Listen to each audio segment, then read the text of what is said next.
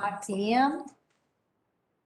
Pursuant to Chapter 550 of the Title 5 Texas Open Code, the Texas Open Meetings Act, notice was given that the City Commission of the City of Brownsville, Texas, in accordance with Article 5, Section 12 of the Charter of said city, would convene a regular meeting on Tuesday, September 21st, 2021 at 5 p.m.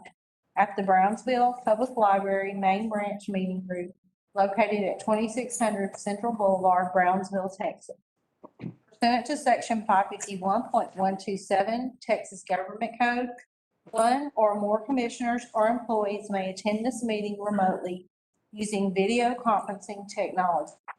The video and audio feed of the video conferencing equipment can be viewed and heard by the public at the address posted above as the location of the meeting. Members of the public, employees, and the City Commission may join via the WebEx teleconference meeting link provided at the City of Brownsville Agenda Center. This notice and meeting agenda were posted online at the City of Brownsville Agenda Center, and the members of the public wishing to participate in the meeting posted through WebEx teleconference can join via the phone numbers provided on the agenda. Members of the public who submitted a public comment form will be permitted to offer public comments as provided by the agenda, is permitted by the presiding officer during the meeting. A recording of the meeting will be made and will be available to the public in accordance with the Open Meetings Act. Mayor, I show that we have a quorum of members present, with Commissioner Tetro is joining virtually. That's what I was going to ask. I noticed she wasn't here, so I was wondering if she was virtual. Okay. They already did a sound check with her. And I know that, is she going to have her camera and microphone on? Yeah, she'll need to turn her camera on, I believe, according to the city attorney. Commissioner Tetro, you're going to need to have your camera and microphone on. Yes, I'm on. Your camera needs to be on as well. I'm on. Victor, is that right? Yes. Okay. All right. Very good. Well, let's call the meeting to order. Thank you. Okay, our next item is invocation. Pastor, welcome. Thank you. Thank you. It's good to be back with all of you in person. Let's go ahead and stand for the prayer and remain standing for the pledge. Sure. Father God, we thank you for the many blessings we have here in Brownsville. We thank you for the rain we received today that we needed so much. And Lord, we ask you to send more rain in the amounts that will be good for us. Father God, with all the things happening in this nation, we ask you to draw all of our leaders to you from Washington to Austin to right here in Brownsville. And Lord, we thank you so much for each of these city commissioners and our mayor. We ask you to bless each one of them and their families and give them divine wisdom for what they're looking at tonight. Give them the decisions that we best for the city of Brownsville, and help each of us to do our part also for the city. In the name of Jesus Christ, amen. And let's take a short moment of silence where we can all add our prayers to what has already been spoken.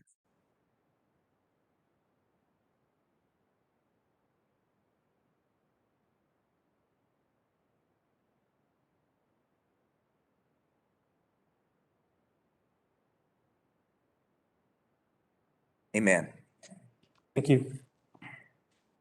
I will pledge allegiance. Pledge Allegiance to the flag of the United States of America and to the republic for which it stands, one nation under God, indivisible, with liberty and justice for all. Under the Texas flag, I pledge allegiance to thee, Texas, one state under God, one and indivisible.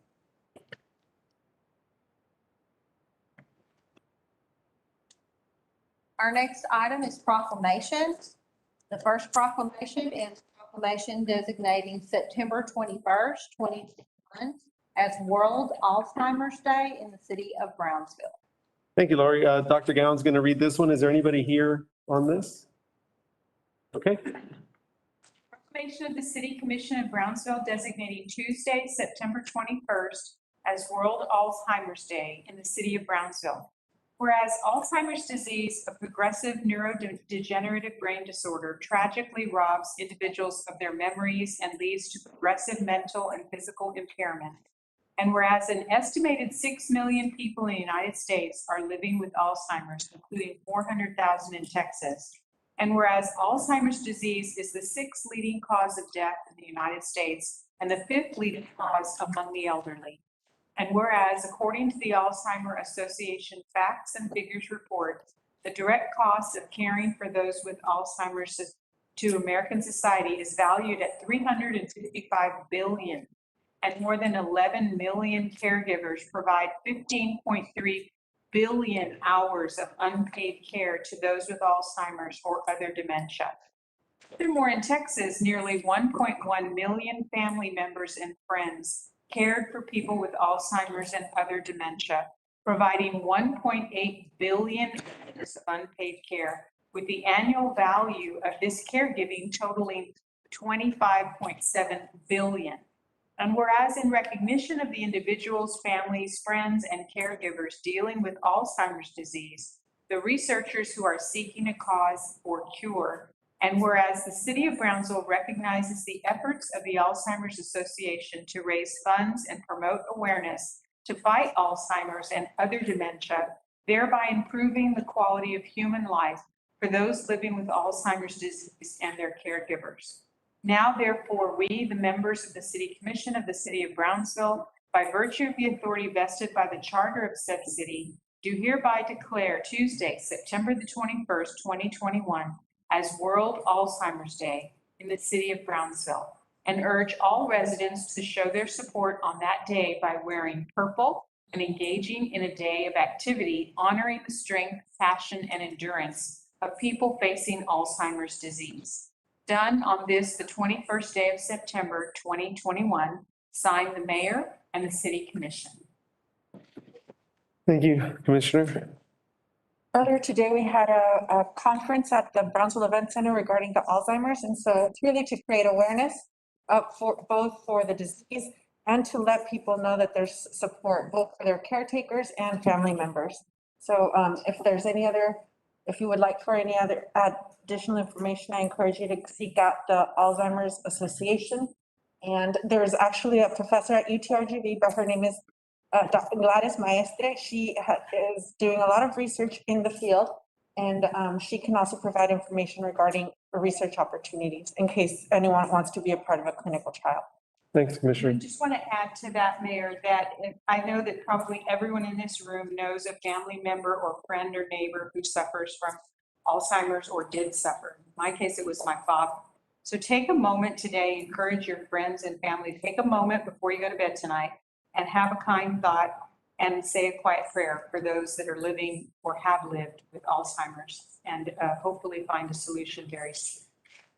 Not just those living with it or dealing with it, but their family members as well, who certainly live with it and have to deal with the effects of it. I know my mother dealt with it with my grandmother as well. So I think it's something that all of us have dealt with in one way or another. So thank you. Our next proclamation is the proclamation designating September 20th through 24th, 2021 as National Year Up Week in the City of Brownsville, and recognizing all Brownsville participating in the Year Up program through the University of Texas Rio Grande Valley, sponsored by Mayor Mendez and Commissioner De La Sante. Thank you. Is there anybody here on this? Mr. Garcia? Hey, how you doing? Welcome. Hi, I didn't even see you. Welcome. This is a proclamation of the City Commission of Brownsville, Texas, designating September 20th through 24th, 2021 as National Gear Up Week in the City of Brownsville. Whereas the Gaining Early Awareness and Readiness for Undergraduate Programs, Gear Up, is federally funded, competitive grant program designed to increase the number of low-income students who are prepared to enter and succeed in post-secondary education. And whereas Gear Up serves low-income, minority, and disadvantaged students and their families from underserved communities who might be the first person in their family to go to college. And whereas Gear Up provides 6 or 7-year grants to states or partnerships to deliver support and resources to students and their families. starting no later than the 7th grade, through high school and onward to fulfill their dreams of attaining a post-secondary education. And whereas Gear Up includes interventions such as tutoring, mentoring, rigorous academic preparation, financial education, and college scholarships to improve access to higher education for low-income, minority, and disadvantaged first-generation students and their families. Whereas Gear Up is built around public-private partnerships, enlisting the formidable resources of government, business, and community groups to support low-income students as they prepare to enter and succeed in college. And whereas the UTRGV College in Action Gear Up project has a partnership with the Brownsville Independent School District and the University of Texas Rio Grande Valley.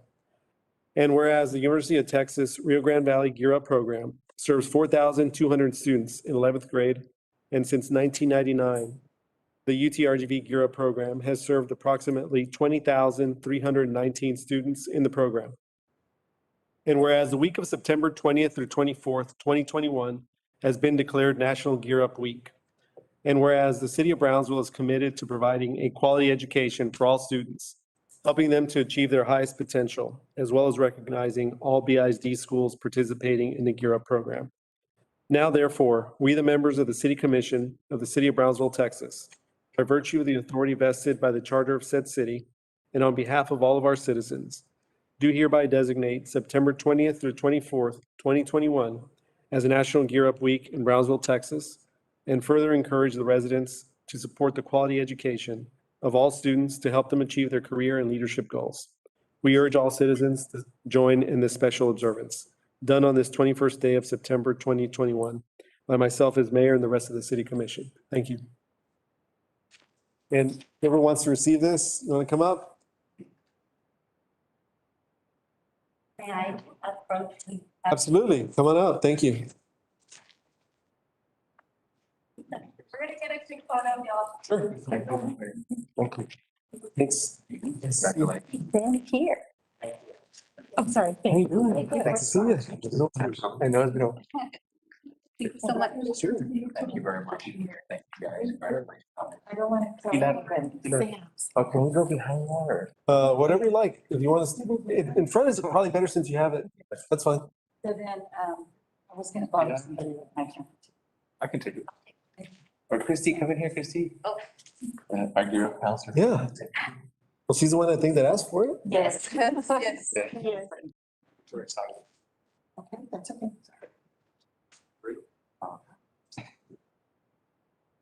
Without the mask? Go ahead. Have no lipstick? Neither do I. The real me. Okay. Sorry, got stuck with my earring. Okay, let me help you.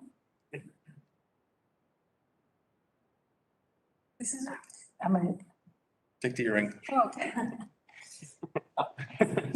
Really hard with it. Take the earring or take the ear, one of them. Yeah. One. Thank you so much. Thank you. Thank you. Thank you also. Okay.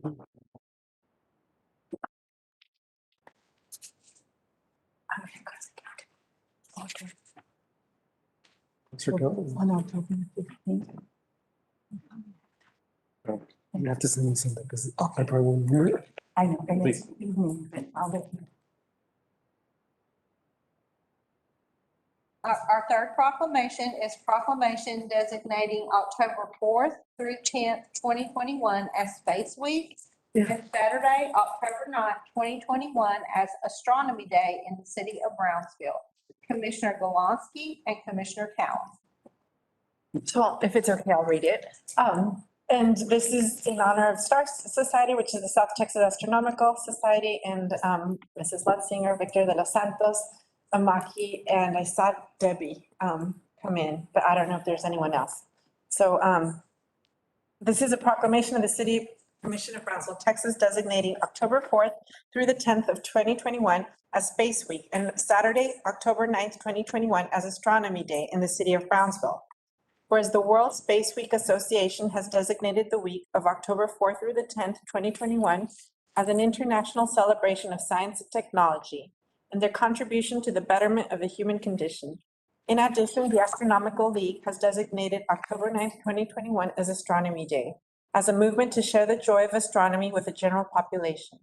And whereas the Dr. Christina V. Torres Memorial Astronomical Observatory, operated by the University of Texas, Rio Grande Valley, and located at Resaca de la Palma State Park in Brownsville, Texas, fosters astronomical research projects such as asteroid tracking, variable star observations, exoplanet transients, deep sky object detection, and supernova searches in galaxies. And whereas the Center for Gravitational Wave Astronomy at the University of Texas, Rio Grande Valley furthers scientific research and education in gravitational wave astronomy and multi-messenger astronomy through international collaborations such as the LIGO Virgo TAGRA collaboration and Transient Optic Robotic Observatory of the South TOROS collaboration. And whereas the SpaceX advances local interest in the exploration of space through the development of the Starship interplanetary spacecraft and Super Heavy rocket booster at the SpaceX South Texas launch site. And whereas the South Texas Astronomical Society, STARS, cultivates interest in astronomy and space science through public education and community outreach for the residents of Brownsville and surrounding areas, increasing awareness for local resources and opportunities related to the exploration of space, and collaborating with institutions such as the Brownsville Public Library System, Midi Cultural District, Children's Museum of Brownsville, and Resaca de la Palma State Park, which help to achieve the mission of STARS to ignite curiosity through exploration of the universe.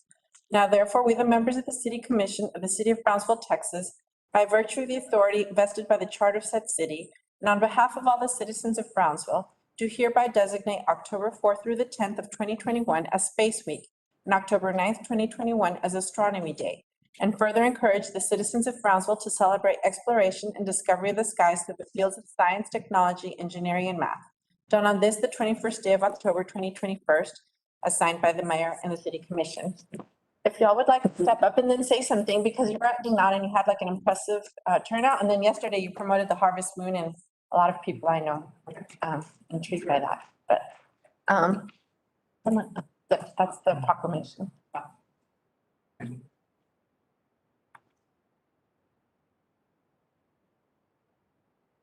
So, oh, sorry. I guess if y'all want to take a picture, I guess we just. Sorry, I should have asked. Can we take a picture? Is that all right?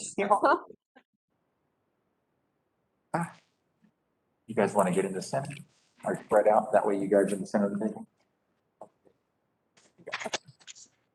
Okay, here we go. Okay.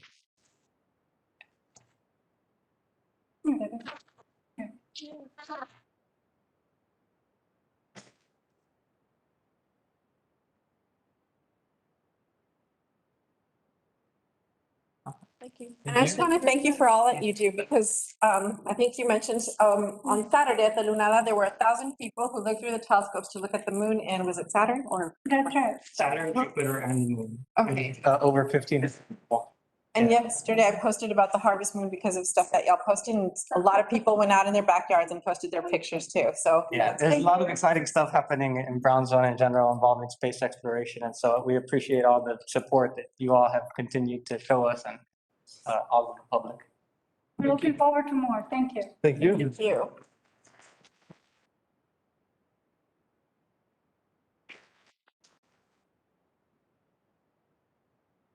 Our next item is our public comment period. Our first public comment form was received from Brian Martinez. Brian, are you present? He's here in the audience. Coming up, Brian. Thank you. Good evening, Mayor, Commissioners, City of Brownsville. I come before you as a District 1 resident. In the last couple of weeks, there has been a growing concern in my neighborhood of La Posada with ATV motor vehicles. Specifically, my concern is with the Montezuma Cypress Reserve area. There has been a lot of motor vehicles that have been going through there. And I understand that there's some plans underway to preserve these trees. I asked the commission, the city today, to take a temporary fix and put up some poles along the entrances of those parks to try to preserve as much as we can, because it is very detrimental that these motor vehicles go over the root systems. And it really, we need to remember that these trees are one of the last ones in the nation, and we hold them here in the backyard of our city. We pride ourselves in being a historical city and being able to preserve all of our assets that we have within our city. So I ask that you go and put up a temporary pole system so we can go ahead and defend those trees. Thank you for your attention. Thank you. Thank you. Our next public comment form was received from Vicente Martinez Jr. Vicente, are you present? I believe he said in the form he did not wish to speak. Right, that's what I remember reading also. That he wanted the comments in, but he didn't want to address the commission. Okay, well, we had got those by email on the way over here, so I don't have to really look in detail. Okay. All right, and so our next item is work sessions. Item 1, residential parking ordinance, Brownsville Police Department.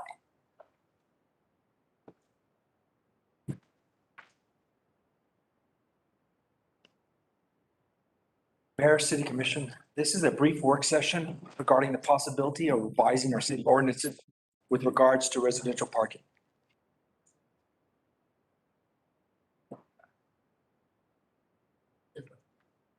I'll let you know. I'll let you know. Specifically, the ordinance would prohibit parking of vehicles on unapproved surfaces, namely grass, which would include the front and side yards. The amended ordinance would also regulate the parking of recreational vehicles. Next slide.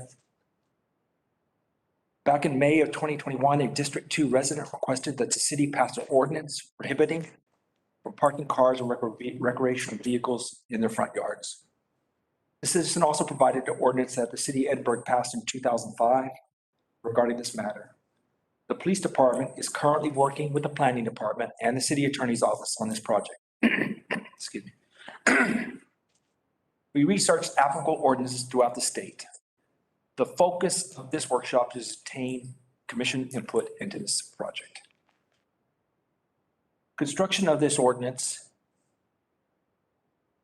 Brownsville's current ordinance does not address vehicles parked on unimproved surfaces, which would include the front and side yards of residences, nor does it address recreational vehicles. Next slide. In years past, we've used sections 46-176 and 46-11 in our ordinances to address abandoned and or junked vehicles and remove them from private property. However, there's nothing in our current ordinances to address this specific issue. Next slide. We searched the Muni codes powered by our Civic Plus software for this research. As you can see by this list, we found 10 cities that have such an ordinance. Most were established in 2000s. Corpus Christi just passed theirs in August of this year. With the exception of 2, all ordinances pretty much read the same. Next slide. The ordinance prohibits motor vehicles from being parked on unapproved surfaces in the front and side yards of a residence. They all more or less state that it is unlawful for a person to park a motor vehicle or on residential property on unapproved front and side yards. Public easements and sidewalks are also included. The ordinances also indicate that improved driveways must be in accordance with the unified development codes established by the cities. When we took on this task for a possible revision for this ordinance, it appeared initially to be a cut and dry assignment. However, as we got further into it and discussed possible fixes to address the issue, it became clear that just a simple ordinance prohibiting parking on yards doesn't take into account older and more rural neighborhoods. A good example of these areas in the east, Jaime Paverde, Impala Drive, Sherry Avenue, Arthur Street, and Keith Lane. In the west, examples are Joanne Lane, Calle Pluton, Calle Espacio, and the Calle Galaxia subdivision, as well as Paris, Frankfurt, Malta, and Madrid off of Aldeglor. In our research, we discovered that most new neighborhoods and subdivisions built in the 1990s already have some form of homeowner association or a group of established homeowners that maintain communication regarding issues affecting their areas and make recommendations. Also, builders of newer subdivisions also include restrictions when planning, which include parking and are even more restrictive. So such an ordinance of this type is really not necessary. A blanket ordinance covering what you see on the screen, 1, 2, 3, and 4, does not take into account for older neighborhoods and rural areas in our city, where compliance with this type of regulation would be cost prohibitive for the resident and or simply not feasible for that particular area. That's a good thing. Out of our ordinance reviewed, we did like 1. Houston's solution for the issue puts the responsibility regarding required compliance with the ordinance on the residents of the neighborhood. Let's go through it. Who can apply? 1, the officer of a neighborhood association. Or 2, a resident of the neighborhood. If it is the resident who applies, there's a 60% signature petition requirement on the application from that neighborhood. Again, this puts the compliance for this type of regulation on the citizens themselves. It might be a good solution. Last line. Again, we brought this under a workshop and are requesting input where the commission would like us to go with this project. So in those neighborhoods, Commander, those neighborhoods that you're mentioning, Sherry Avenue and some of these other ones in Gaia Galaxia and others, you felt it wasn't a good idea. What exactly is it about those neighborhoods that? One, in the east, well, Calumet Verde is a large street. However, because it's such a heavily trafficked street, putting cars out on the street would cause a serious problem. We're gonna have traffic accidents, pedestrian issues. So, it's a nightmare. There's no way we would like it there. As far as the other ones, Keith Lane and some of the others, the streets are relatively narrow. The houses, the lots are small, and it's just prohibited because you've got like, in a small house, you may have 3 or 4 adults, and there may be 3 or 4 cars.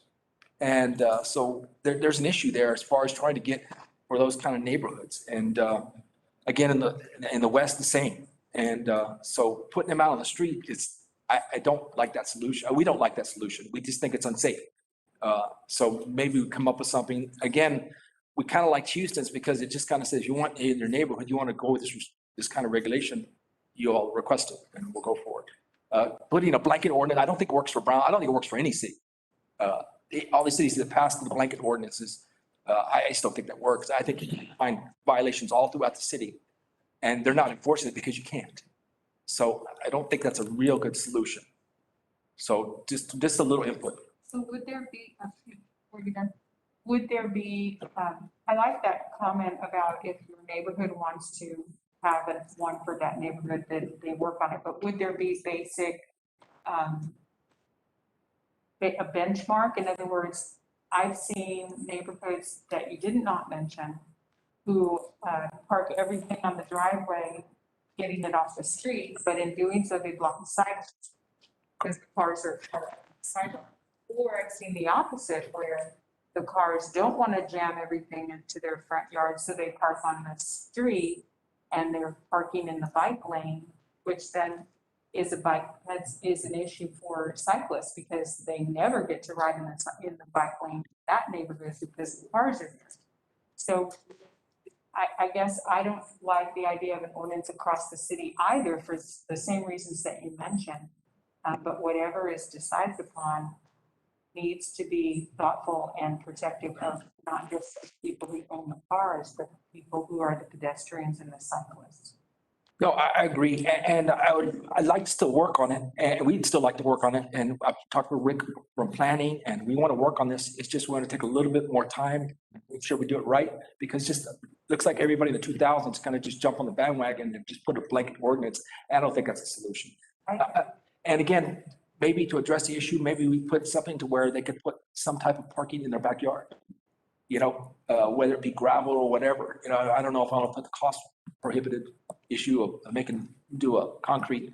I don't know. There's a lot of things we need to cover. We just need a little more time. I know it's been a few months since we got a request on this, but we started taking a look at it and then all these questions started coming up and we started going through the neighborhoods. And I just don't think we just got to work on it and do a little bit more, but we just want to get a few suggestions like the bike lanes and cover the issues of this. Most of the ordinances do cover sidewalks. And so these new ordinances, they do cover the sidewalks and easements and stuff like that. So we just want to get a little input before we go a little bit further. And then we'll maybe come back with maybe one more work session and then just kind of hammer it out and then go from there. But I just want to make sure we cover this with you. I like the approach of citizen input so that the wants and needs of the citizens in the neighborhood are taken into consideration. A word of caution on that. We've seen the city do a very poor job of trying to do something like that before when we did not spell out and did not think enough about when we're talking about 60%, is that based on the number of lots, the number of residents, the property owners? Those things really need to be fleshed out. Right. Houston is actually property owners. So, and I'm sure we'd have to cover that with, Think about it think about it in this term. You own a lot and I own a lot with my 5 brothers. So do I have 5 votes and you've got 1 vote, even though we each have 1 lot? That was a, That's what we've got to think about. that was a Fronton issue. That's what That's happened right. in the way that the votes were tabulated on Fronton. But yeah, I think if you're going to do anything like this, it has to, I think it's just 1 per lot. That makes the most sense. Try and be equitable on this. I know a lot of the issues I've heard tend to be people parking on lawns. That's what comes up, at least the complaints I personally hear.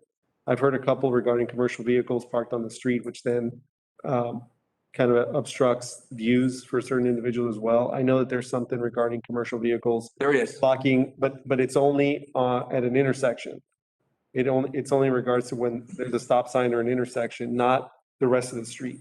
So it's only typically on the end of the street or within a certain distance from the end of the street. So take a look at that as well. Understood. Because there's a lot, I mean, there's 18-wheelers, there's other things that people park on streets, other larger commercial vans, things like that. So that can obstruct views and be a safety hazard for children that may be on the street. Absolutely. Thank you. Thank you. Thank you. Item 2, fiscal year 2022 work plan presentation. Good evening, Mayor Commissioners. We're not going into the granular detail of the work plan similar to last year. We're covering the highlights for the next fiscal year. Separately, what we'll do is email you the 2021 completed work plans in detail and also with a similar overview that you have here. But for the sake of time, these were provided to you all via email Friday evening. The basic idea here is that the work plans are what aligns your priorities with what departments do on a year-to-year basis.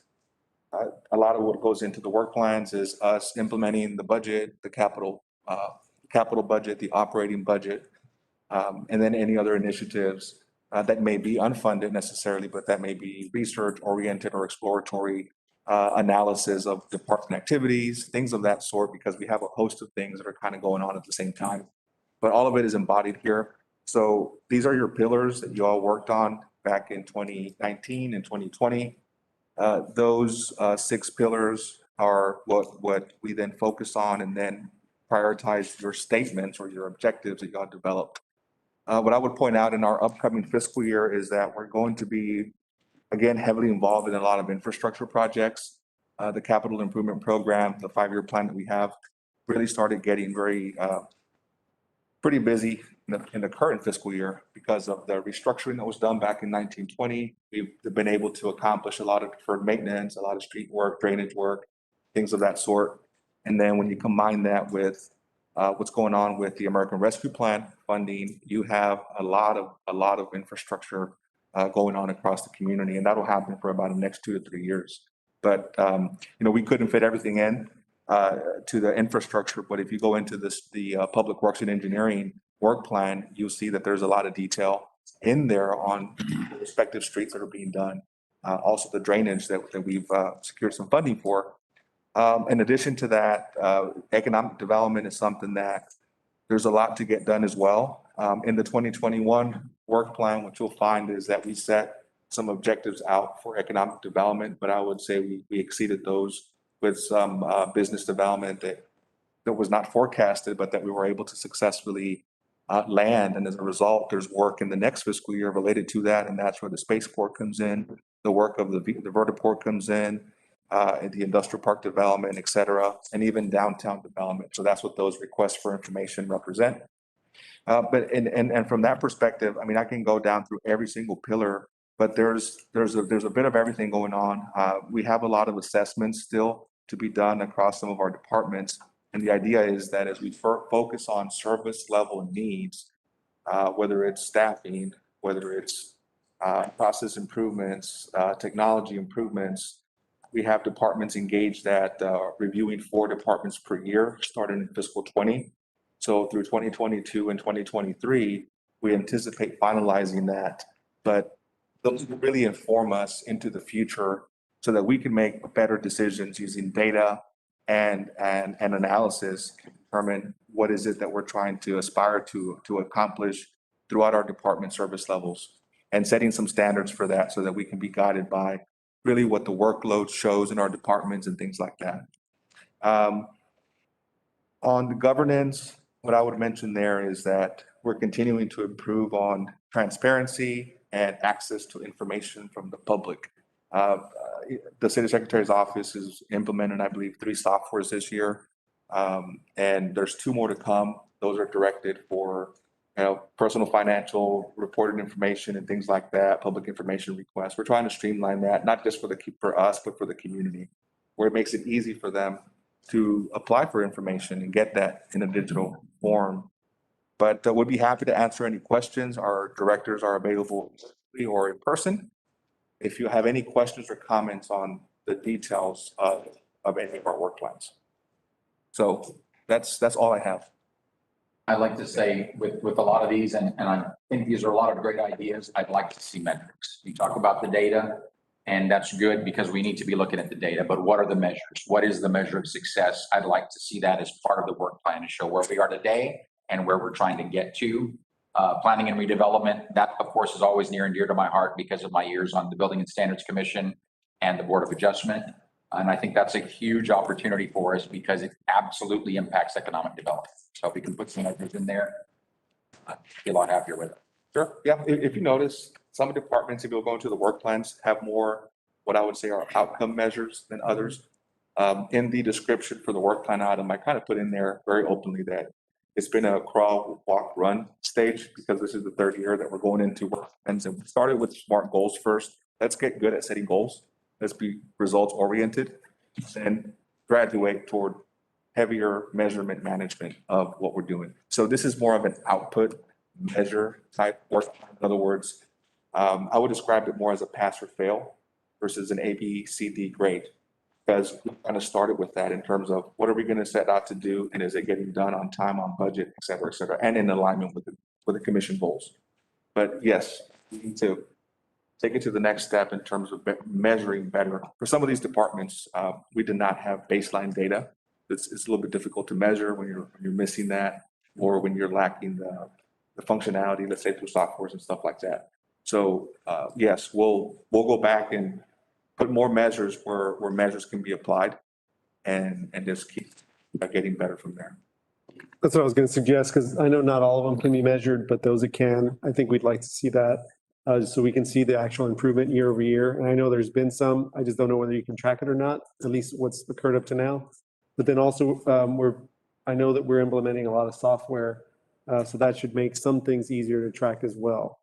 And I like the implementation of software because I know it makes things more efficient, but I'm sure that there's going to be some data and some things that come out of that as well. Any other general comments, questions, or observations? Mine are not general. I tend to get stuck in the weeds because I read through them, but so I'm gonna list my things that I wrote. Okay. City manager's office. So that's Jamito over there. There's a lot of talk about transparency and communication. I want more communication from you because there's a lot of projects that you're working on, and we maybe get an update once a year. The whole, and I'll be honest, the mural, the pink mural. Didn't hear about it. All I know is what I read on Facebook. And I think you're the one in charge, or if not you, not Felipe. So the 2 of you need to be communicating. It would be nice just to know, not just like that. Other things, other projects that you've been working on. I think you're not under a quorum rule, so you can communicate with us in group email. And it's just to keep us informed. So, let's see. There's something about contract museum consultant services listed on there. I'm wondering what that is. That's for the downtown museum that's been discussed primarily. Okay. Project calendar. Okay. The municipal courts. Okay. I want people to be held accountable because for victims assistance, for example, I've been in the 2 years that I've been here, I've received complaints about people, either someone goes and runs into their fence or through speeding hits their car because it's parked along the street. And sometimes they catch the person who did it, but there's no follow through. There's one woman who lives on the corner of over by Morningside Park, and she works at the elections department.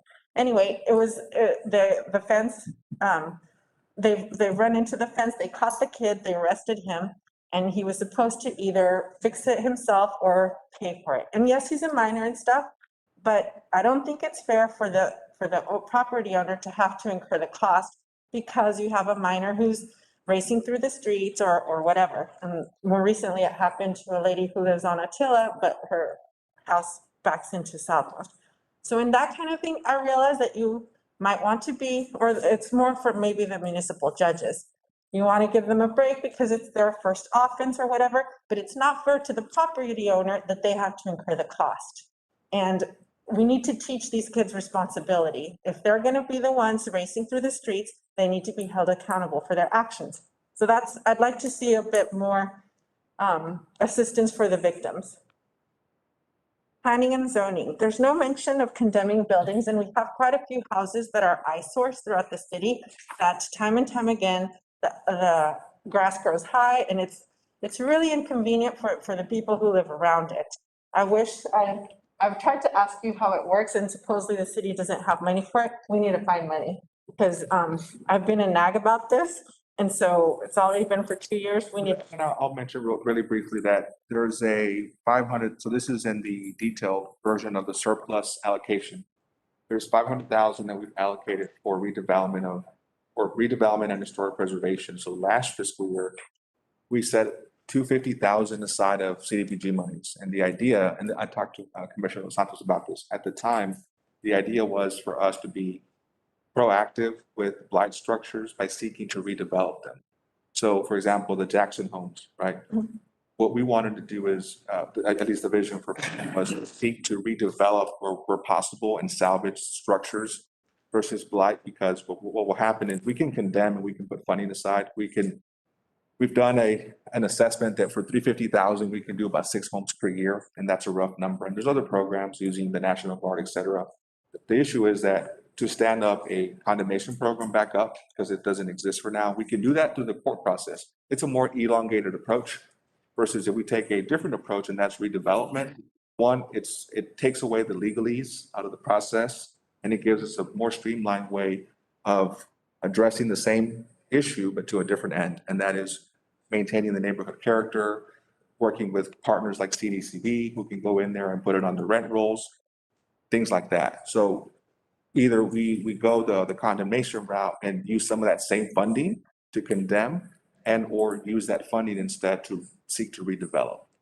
There's a couple of homes, I know Commissioner mentioned in District 4, one of those homes already, there was a fire on one and the other one was just a absentee property owner. Planning reached out and one of those two homeowners is willing to work on redeveloping the property and getting it rented. So that's an example where they can get condemned or they can get support to get that property back on the tax roll. So it's going to be a hit or miss. Not every home will fit that criteria. And for those, you'll have to go through the condemnation process. That's what it's there for. But what we want to do is just have Mr. Vasquez come back and walk you all through how planning was seeking to approach it.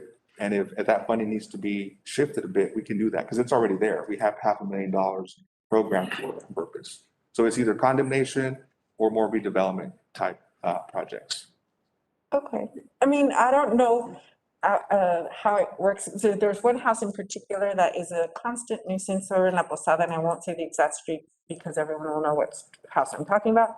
But I hear that maybe it's owned by someone who's politically connected, or maybe it's someone who's deceased and it's tied up in estate. But if there was at least some sort of, if I knew what it was that was holding it up, then maybe, and if we could tell the neighbors, that kind of help things, alleviate things a little bit better too, and allow them to be more. Yeah, if you can share the address, we'll visit that. But I mean, some homes, I mean, I'm not going to say that this is the panacea. Some homes likely do need to be condemned. There could be other issues going on. That's illicit activity or stuff like that you don't want to focus on redeveloping, but taking care of that issue. But yes, we can work through that. Okay. Public Works, you're one of my favorite departments, and I wouldn't say anything negative about you, but there's very little mentioned about landfill, and I'm hoping you can help me fix the dumping tires problem. I know that, either it was public health that they were gonna buy the other machine that cost $1 million to further break down the tires. If we could do that, just something to alleviate the problem because seems to get worse. But other than that, there's technical or like specific questions I have about some of the work, but other than that, I really like y'all. Because you make the city run. Public health, I also like him too. He lives in my neighborhood. But neighborhood cleanups, I would like for them to be regular. I mean, I've been fortunate enough to have one every year. But I know that the other districts have not been as fortunate. And I know that they're understaffed and stuff, but I do think it's important to the residents to see an effort to keep our city clean. I would also like for a more regular schedule for enforcement. Maybe build it into each employee's day once a week or every day. I realize that their territories are very big and they're spread very thin, but it is important to the citizens to see that happening. And also food ordinances. Now that we have more and more activity about like restaurants and people doing pop-ups and stuff, I believe we should make an effort to adapt our food ordinances to the changing climate of how we consume foods and how we buy foods.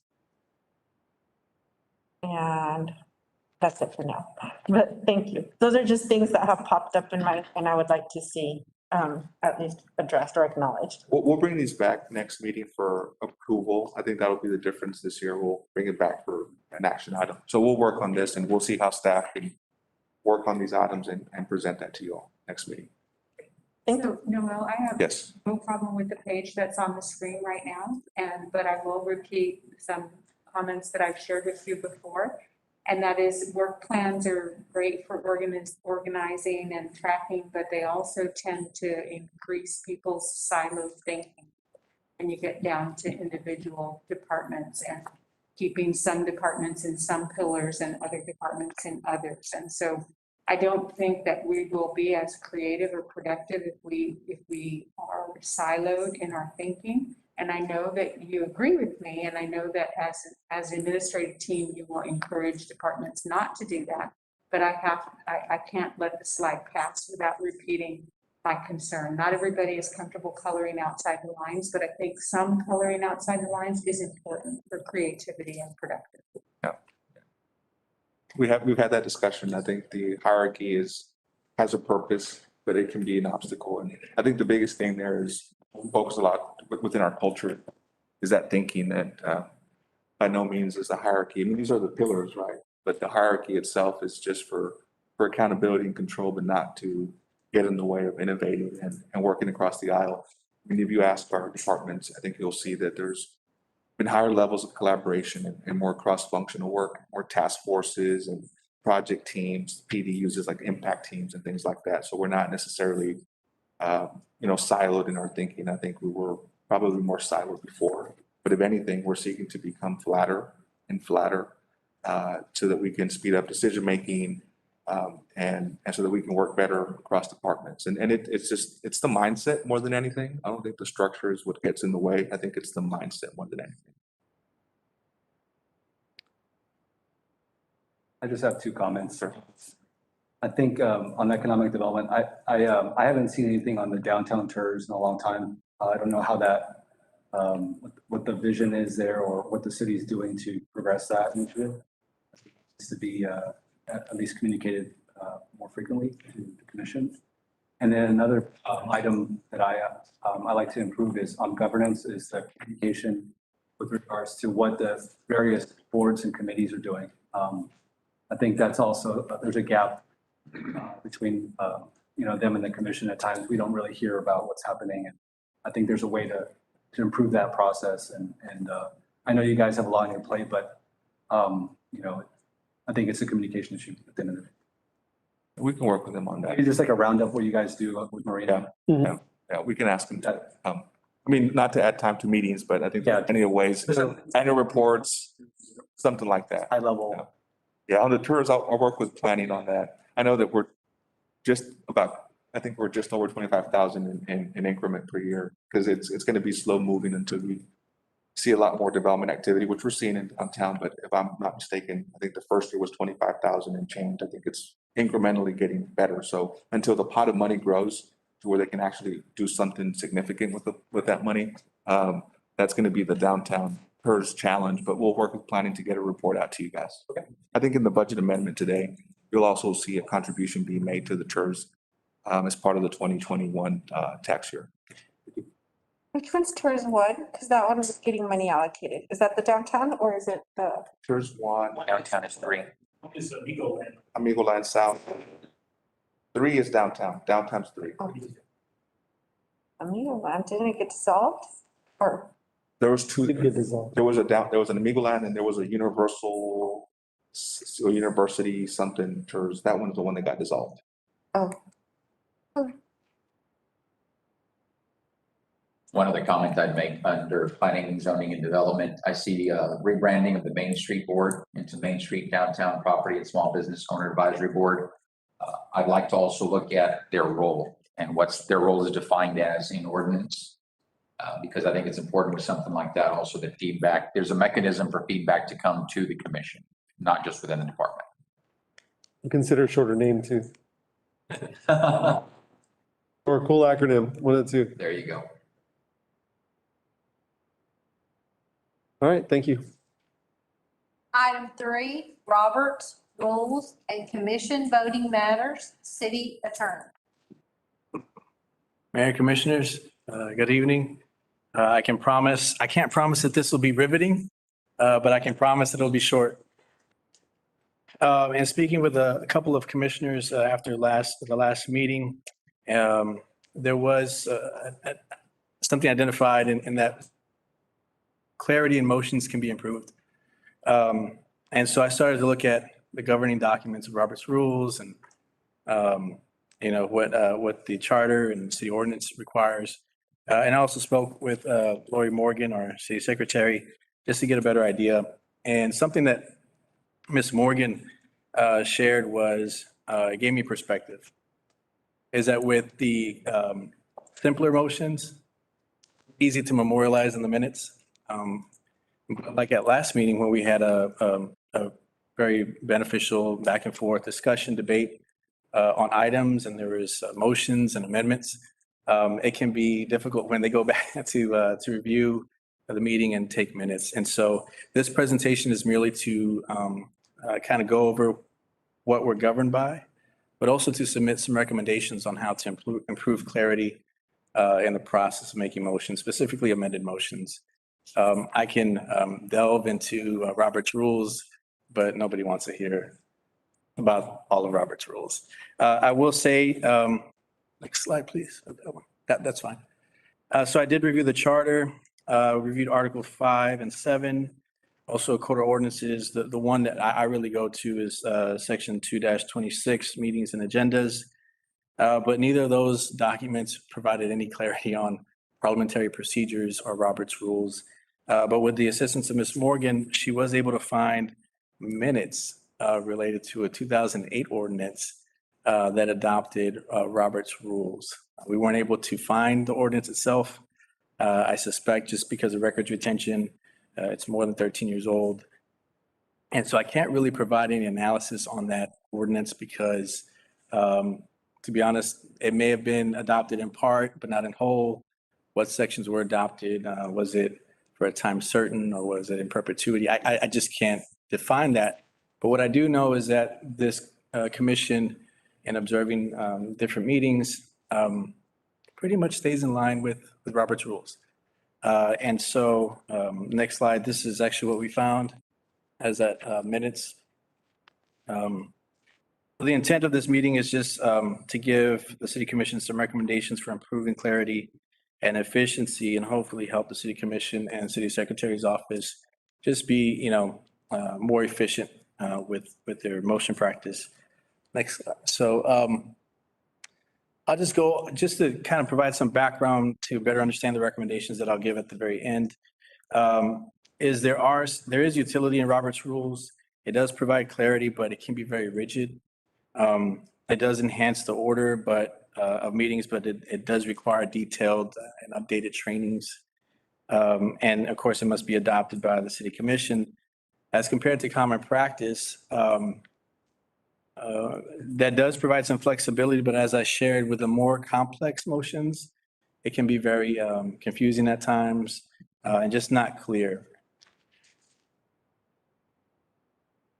And the common practice I'll speak about today is a friendly amendment. We did practice that at the last meeting.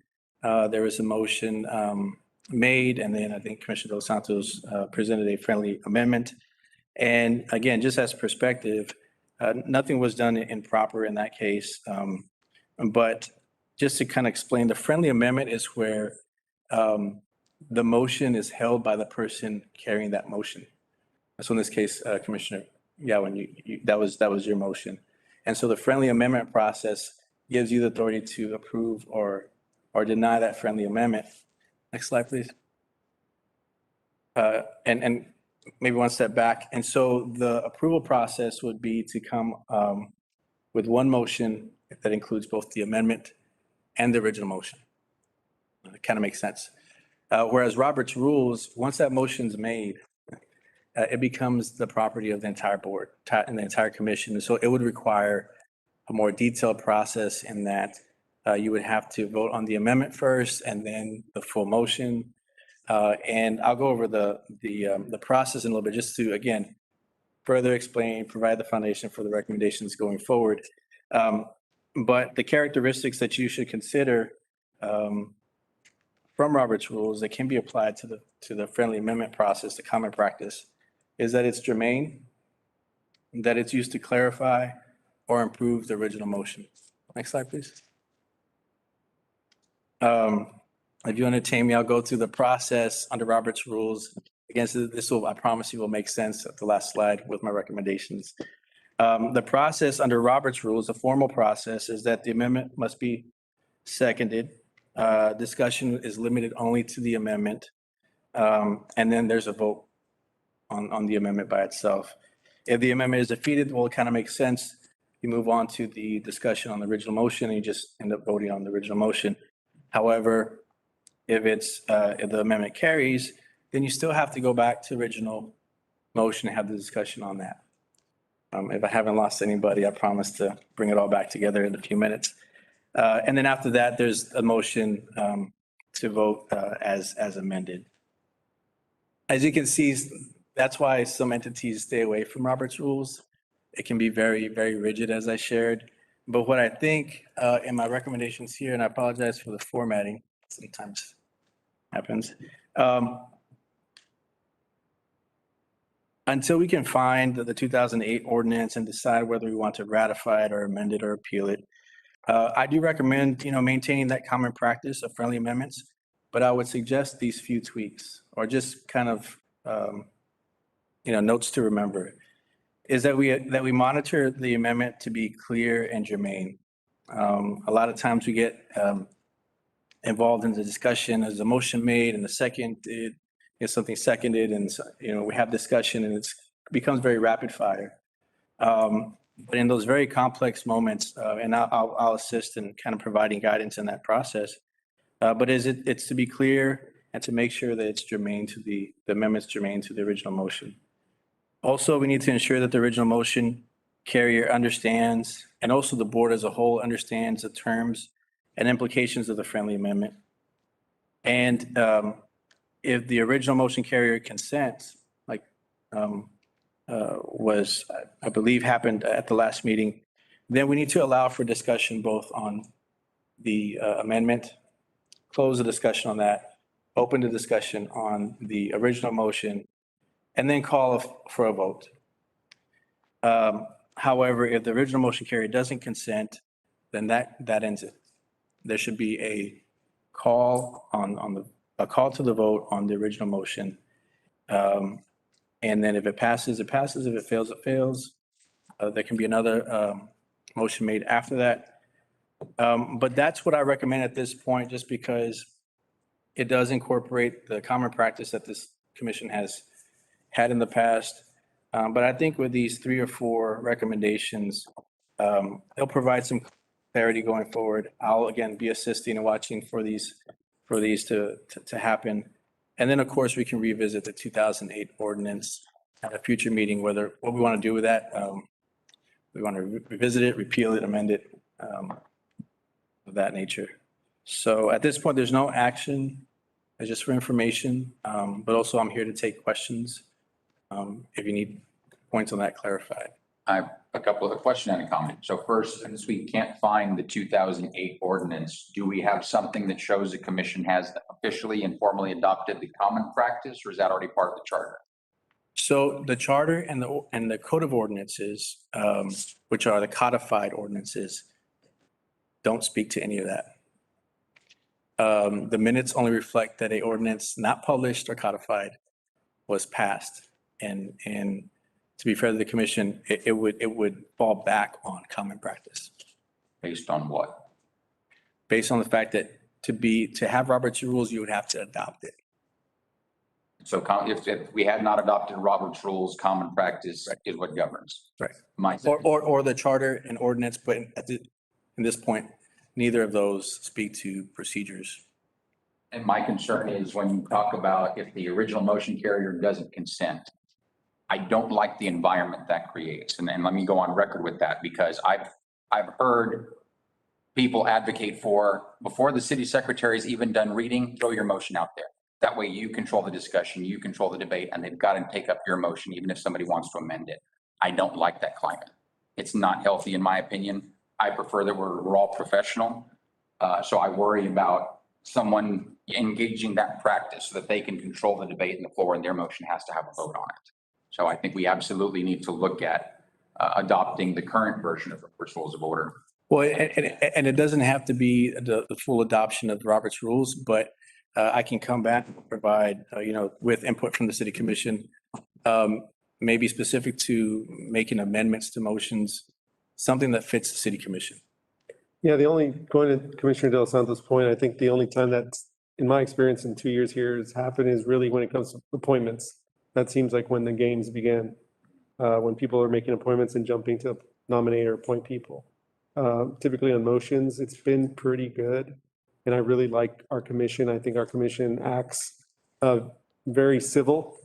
And I'd like to keep it that way. I don't like gamesmanship. I don't like games. I don't like toying with different rules and all these things. So I really rely a lot on you, Victor, to keep us in line. Whenever you see something that may not be in accordance with rules, whatever those rules may be, I really do expect you to jump in and keep us on track. Yes, sir. And I'll admit, at the last meeting, I was virtual.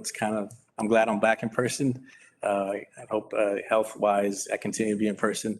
But I think that lends itself to interjecting more quickly to help alleviate those things and just provide clarity, not to interrupt, but just to provide clarity.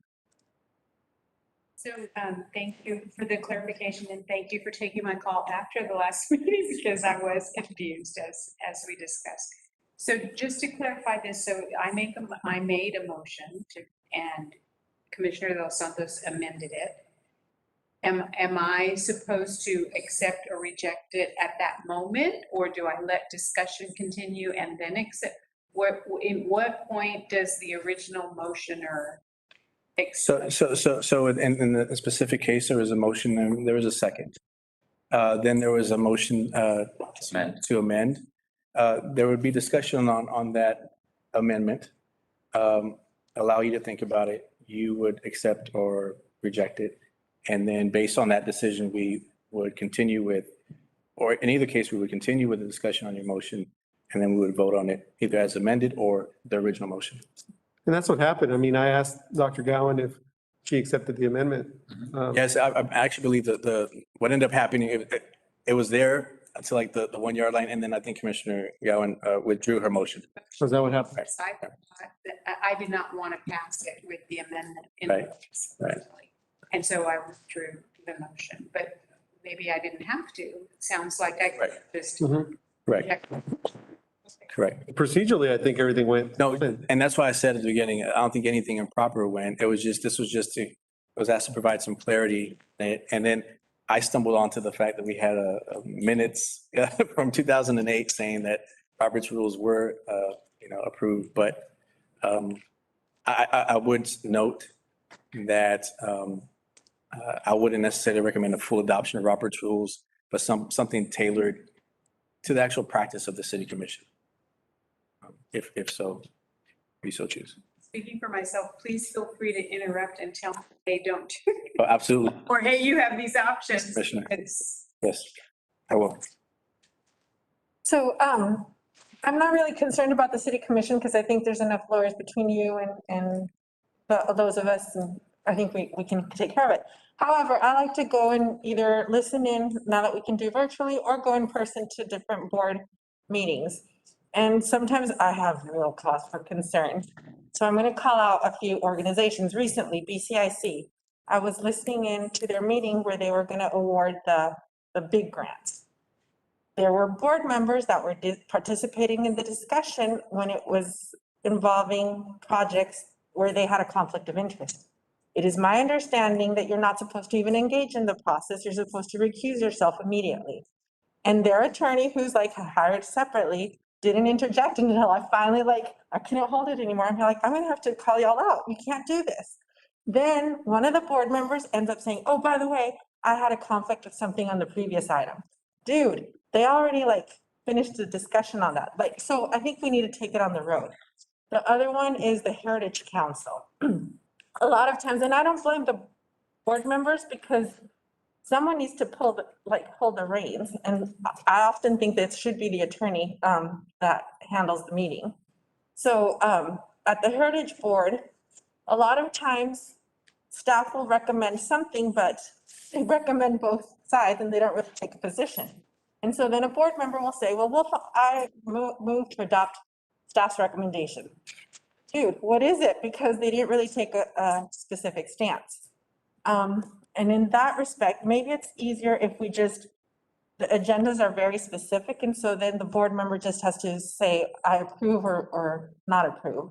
And I don't know if you have time for this to review each board's agenda and maybe advise them on how to be specific enough so that if a board member doesn't have the proper training, they can make the right motion. And or just send staff that you think are well qualified and who are going to be awake, because that time the guy was on the phone the entire time. That really ticked me off. Commissioner, I actually you bring up a good point. I am in the process of having our legal assistants take the list of all the boards and committees that are currently existent and doing a spreadsheet of when they meet, how often they meet, and the attorneys that are assigned. And what I hope to do is have a better accounting of those boards, those that do have significant actions that are taken, and make sure that our attorneys are prepared for advising those meetings. I think that will help reduce those situations. And then now that you're here, the other one that I have, but it's not that, I think we'll get it. For example, things that are discussed in executive session, and so then you come up with a decision that you're going to authorize staff to go up until a certain amount. I wish that we could go in, back when you go to open session, just be very specific. Staff is not authorized to go above and beyond set amount, like $1 million, or whatever the sum is. Because when you just go whatever the staff recommends, well, geez, that can kind of change. And I like specificity. That way you have something to go back to. We'll make those changes, Commissioner. Well, on that one, wouldn't it be a little difficult if you come out and say, we can buy a piece of land at $1 million? Mhm. They're not gonna sell it to you at 940. They're gonna wait till it gets to $1 million. There are certain, I will say, that's upon advice of council. I mean, council's going to advise us on those particular things that involve property and specific things that's the reason why we're in executive session discussing those. So I think those will be addressed. Yeah. Prior to. Absolutely. In the past, I've even asked for the minutes. And so back then we didn't have the recording. And so when you have the certified agenda, it never said really what we authorized as being the ceiling. I can work to provide enough description without jeopardizing the confidentiality of the transaction, but I'll do a better job of. I think you'd want to reflect back to the actual executive session minutes on something like that, but I would suggest you talk to Victor separately on that item. It's not one specific, but I think in the future going forward, I do Practice. putting ceilings or capping amounts on. One additional comment, Victor, given Commissioner Galonsky's mentioning BCIC and board members being involved in discussions where they had a conflict. I was an opponent of the change in Chapter 38 that didn't require financial disclosure anymore. And I understand that for advisory boards, but for boards where they're handling billions of dollars or applying the law, I think it's important that financial disclosure happen. So I think that's something we should revisit because that possibly could have avoided something like that for us. I think it still applies to certain boards. I know it applies to PUB and it applies to a couple others, but just. I think the uniqueness of BCIC is kind of what's giving us some issues right now. All right, so yeah, that's something to at least take up. I think we're starting to get off topic on this because you were going to give us, Yes. Robert's rules, so. Voting matters is kind of voting matters, so I'll Right. allow it, but yes. Okay, thank you.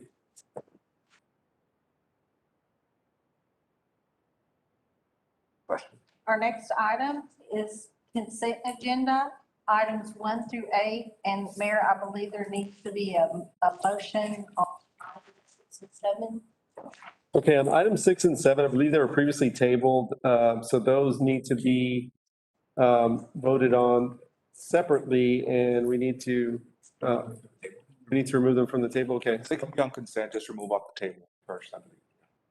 say that again. Remove them from the table first and then you can vote on. Take them on consent. Okay, so we need motions for exactly. I'll move to remove 6 and 7 from the table so they can be voted on. And Yep. 1. We have, Number 1, well, number 1's not on the table. Number 1 we'll do separately. yeah, That one. 6 and 7 are together. So we have a motion to remove those two items, 6 and 7 from the table. Is there a second? Second. We have a motion and a second. Those in favor? Aye. Aye. Those opposed? All right. So then now we can take a vote on the consent agenda itself. 6 and 7 are now included on the agenda. I'll move to approve 2 through 8, set aside number 1. Okay, we have a motion to vote on items 2 through 8 and set aside item 1. We have a second. Any discussion? Those in favor? Aye. Those opposed? All right, motion passes. Commissioner, what's the issue with item 1? Mine was public hearing item number 1. I think we're just missing a couple of words. Was City of Brownsville Police Department. I think it should say be authorized to apply. Okay, you want to go ahead and make a motion then with those adjustments, Commissioner? Was there, I'm going to request, except that right now, we're discussed about the Juneteenth adoption, and I did make the motion for it. I just would like for it to go on the record that I voted to not include Juneteenth in this coming fiscal year as one of the holidays because we wanted to use that money towards a study to try to raise the salaries of all employees across the board. Okay, I'll move to approve the minutes as corrected. we have a motion and a second. Any discussion? Those in favor? Aye. Aye. Aye. Those opposed? Motion passes. Thank you. The next item is public hearings. Item 1, public hearing and action on first reading on ordinance number 2021-1070-G of the Code of Ordinances by adopting the 2018 edition of the International Fire Code, including appendices A through G and dealing with related matters, fire department.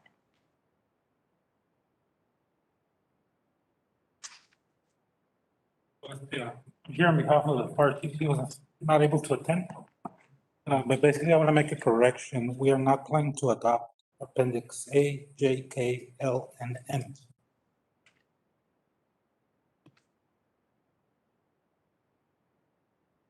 Those are the ones you're not planning to adopt? Correct. Those are, if I may, the Appendix A is basically making a Board of Appeals. As it stands right now, the commission, I think, is the Board of Appeals. So we don't need to adopt that. The other 4, LK, J, K, L, and M would just increase cost to building owners, so we don't want to adopt those. So it's going to be B through I. It's going to be B, C, D, F, G, H, I, and N. Okay. Yes, that is correct. This is Chief Sheldon. I'm online here. Hey, Chief. Some of those we covered in the workshop in the previous week, so some of that language would conflict the UDC, so those won't be adopted. Those have to be adopted individually, so we're not including those in our request for the adoption of the 2018 Fire Code. Okay, go ahead. Basically, Fire Chief, we're just here to request the adoption of 2018 fire codes, the appendices, and the amendment, 4 amendments that were here on the presentation. Second slide, we're gonna go through the presentation. We went through this. Guys this was already presented on the last commission, so basically we're asking for adoption.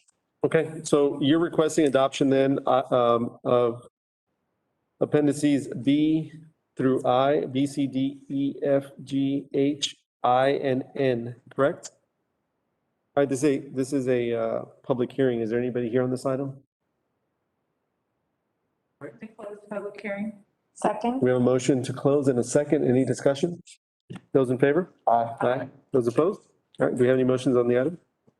Motion to approve. We have a motion to approve. Is there a second? Mayor, We have a motion and a second. just to clarify, this is going to be to adopt on the first reading. Okay, because I believe both of these are going to be to adopt on the first reading. Normally, we require the 2 meetings, the 2 readings, but because it's with public health and safety and the other relates to operations of department, city departments and public safety, those can be adopted on first reading on a unanimous vote of the commissioners present voting. So, Okay. So do I need to change the motion? no, No, I mean, it's listed as action on first reading, so if it is unanimous, then, okay, got it. All right, we have a motion and a second. Any additional discussion? Those in favor? Close the public hearing? We already did. Okay. Aye. Those in favor? Aye. Aye. Those opposed? Motion passes. Next item? Item 2, hearing and action on first reading to adopt budget amendment ordinance number 2021-1692 to amend the fiscal year 2021 budget for the general fund, non-bonded debt service fund, streets and drainage fund, capital projects fund, event center fund, golf center fund, sports park fund, and TERS fund, financial services. Good evening, Honorable Mayor, City Commissioners. My name is Ana Benavides, Accountant 3 with the Financial Services Department. I will be presenting on the year-end budget amendment for fiscal year 21. So just a brief overview of the budget process. The City Commission adopted the fiscal year 2021 budget in September of 2020. And this was for the fiscal year that began October 1st. In March, we had a mid-year budget amendment that was presented and approved to cover unforeseen expenses through that date. And tonight, we are proposing an amendment to the budget for additional unforeseen expenditures as well as revenues which were not anticipated but have been received as of this date. The budget amendment includes expenditures for public emergencies such as Hurricane Hannah and immigrant influx. We also have some special projects and we also have expenses for maintenance and operations.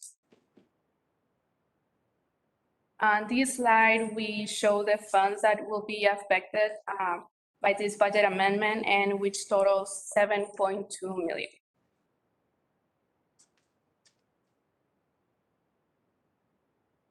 The budget amendment for the general fund will be covered in part by surplus sales tax revenue. The graph on the right shows a comparison of sales taxes revenue for fiscal year 2020 and 2021, as well as the budgeted amount for this fiscal year. And this, it is important to note that the fiscal year 21 budget included a 15% reduction, and this was expected due to the pandemic. However, the trend has been different, and right now we are seeing an increase from last year's actuals. We're seeing 2 digits increase on this. So the graph shows the information as of July. We still have 2 months of sales tax collections. Surplus revenue through July totals $8.3 million. Of these $8.3 million, we have proposed to allocate $6.8 through the fiscal year 2022 budget process. This is for several items that have been presented already on the budget presentations. And this leaves a total of $1.5 million that has not been allocated. So of the 1.5 million that hasn't been allocated, we're proposing to allocate 1.3 million for the projects that are shown on this slide. One of the projects, we have a Hurricane Hannah damages of 323,000. This includes repairs to the Panam building of 310,000. No federal funding was awarded to the state as the threshold was not met. So this has to be funded by city funds. We also have 300,000 for traffic signals. This is for the intersection at Morrison and Laredo that was approved in May of 2021. We also have a local share of an advance funding agreement with the Texas Department of Transportation for median on FM 802. This is for 99,000. And this item will be presented to City Commission next commission meeting. We also have other items below 35,000. We have the 311 system will be presented on one of the next items. This is only for the 311 system. It's part of an asset management software module. This is only 31,000. We also have expenses for the Coffee and Careers Expo, an increase from the budgeted amount on the TERS number 1. On the elections department, we have a shortfall due to the runoff election, expenses for the Employee Leadership Conference, and also for professional services for the SOIS planning grant. We also have an increase to the operating transfer from the general fund. This will be for the event center, golf center, and sports park fund. And this is due to revenues decrease because of the pandemic. I guess the revenues that were estimated for the year are less than expected, and this is just to cover regular operations. We also have 2 items that will be funded through grant revenue of a total of 4.6 million. The 2 items are, we have the immigrant influx. We received funding from the Emergency Food and Shelter Program of 3.6 million. And we also received we were awarded 975,000 for the Public Health Workforce Expansion Grant through the Department of State Health Services. This was presented to City Commission in July of 2021. The budget amendment also includes 452,000 that will be funded through contributions from GVIC. On this, we have 3 items. We have an economic development agreement with Space Channel. Also, the increase to the administrative agreement between the city and the GVIC, this was approved February of 2021. This is for 163. And a new space marketing consulting services of 39,000.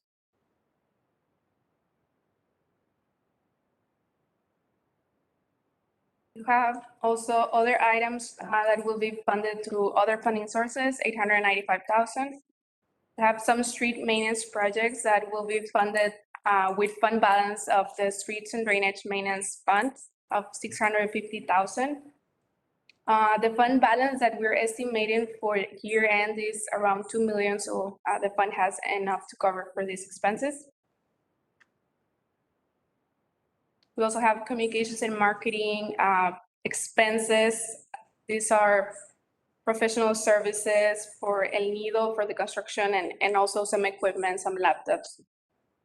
We have 200,000, a budget amendment for the 200,000, and the balance through to date on PEG funds is of 1.8 million, so there's enough to cover. Anna, if I may make a quick comment. Yes. So on the Streets and Drainage Fund, Mayor, Commissioners, what we're going to do this next fiscal year is study that fund more.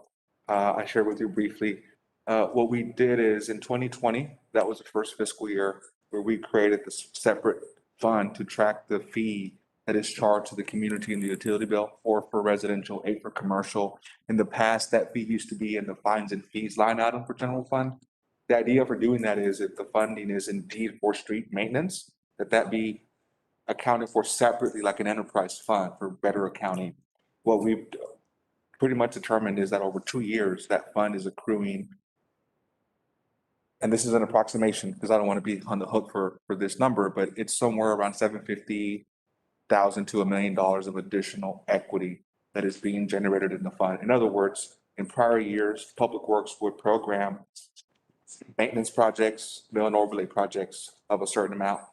And that's what they thought they had in funding. What would happen is, once they would do that funding, that work, the excess funding that the fee generates monthly would just stay within general fund. Now, because it's accounted for separately, that fee is staying within this fund, and now it's at $2 million. So what we did this year is we ended up supplementing our street maintenance program. We're gonna be able to add actually some more road work. What Public Works has to do here is just study what is the most efficient use of that funding. What really is that number year over year? Because it's a de facto street maintenance increase, basically.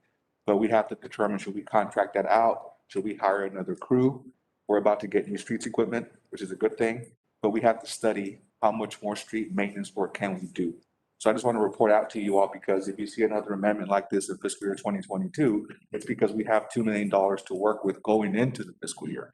But that's happened over 2 fiscal years as a byproduct that was accounting for that fee separately. Any questions on that? Just want to lay it out for you all, because we're going to come back and propose to you how we want to program that funding, which is arguably one of the priorities for the community, right? No one's going to say no to more street work. And it's the best use of the money, because it's for more mill and overlay work toward our fair streets. So just want to share that. Yes, sir. So what other areas are taking the hit because of that? Well, we've already absorbed it, which is the better thing. We've already absorbed it. Fortunately, we've had 6% growth over the last 2 years. So we've already absorbed the recurring cost increases. So we've been able to pull away. So this is in addition to a tax decrease in 2021, in addition to whatever else we've done in the recurring budget, we've been able to absorb a hit of about that much over 2 years. So it's a good thing. I mean, similar to how we're pulling away enterprise funding, landfill, bridge, landfill,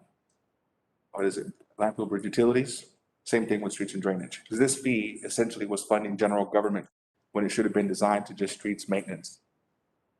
So at this point, we're not facing a recurring deficit because of that loss of funding, but that's a great question. And the last item that we have on the budget amendment is change order number 1 for the senior center.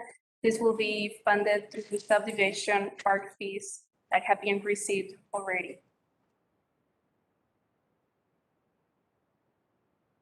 And before I answer any questions on this item, we are seeking, since today is the last meeting of the fiscal year, we are seeking the adoption of the ordinance in the first reading, as may be allowed by the city charter by unanimous vote of all members. So the revised charter allows for an ordinance to be passed in the first reading in special circumstances, including providing for public health and safety and for daily operation of municipal department. This was consulted with the city attorney, and he's here available for any questions on this.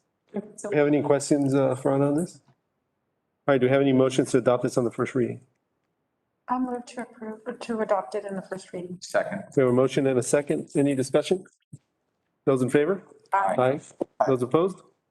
Motion passes. Thank you.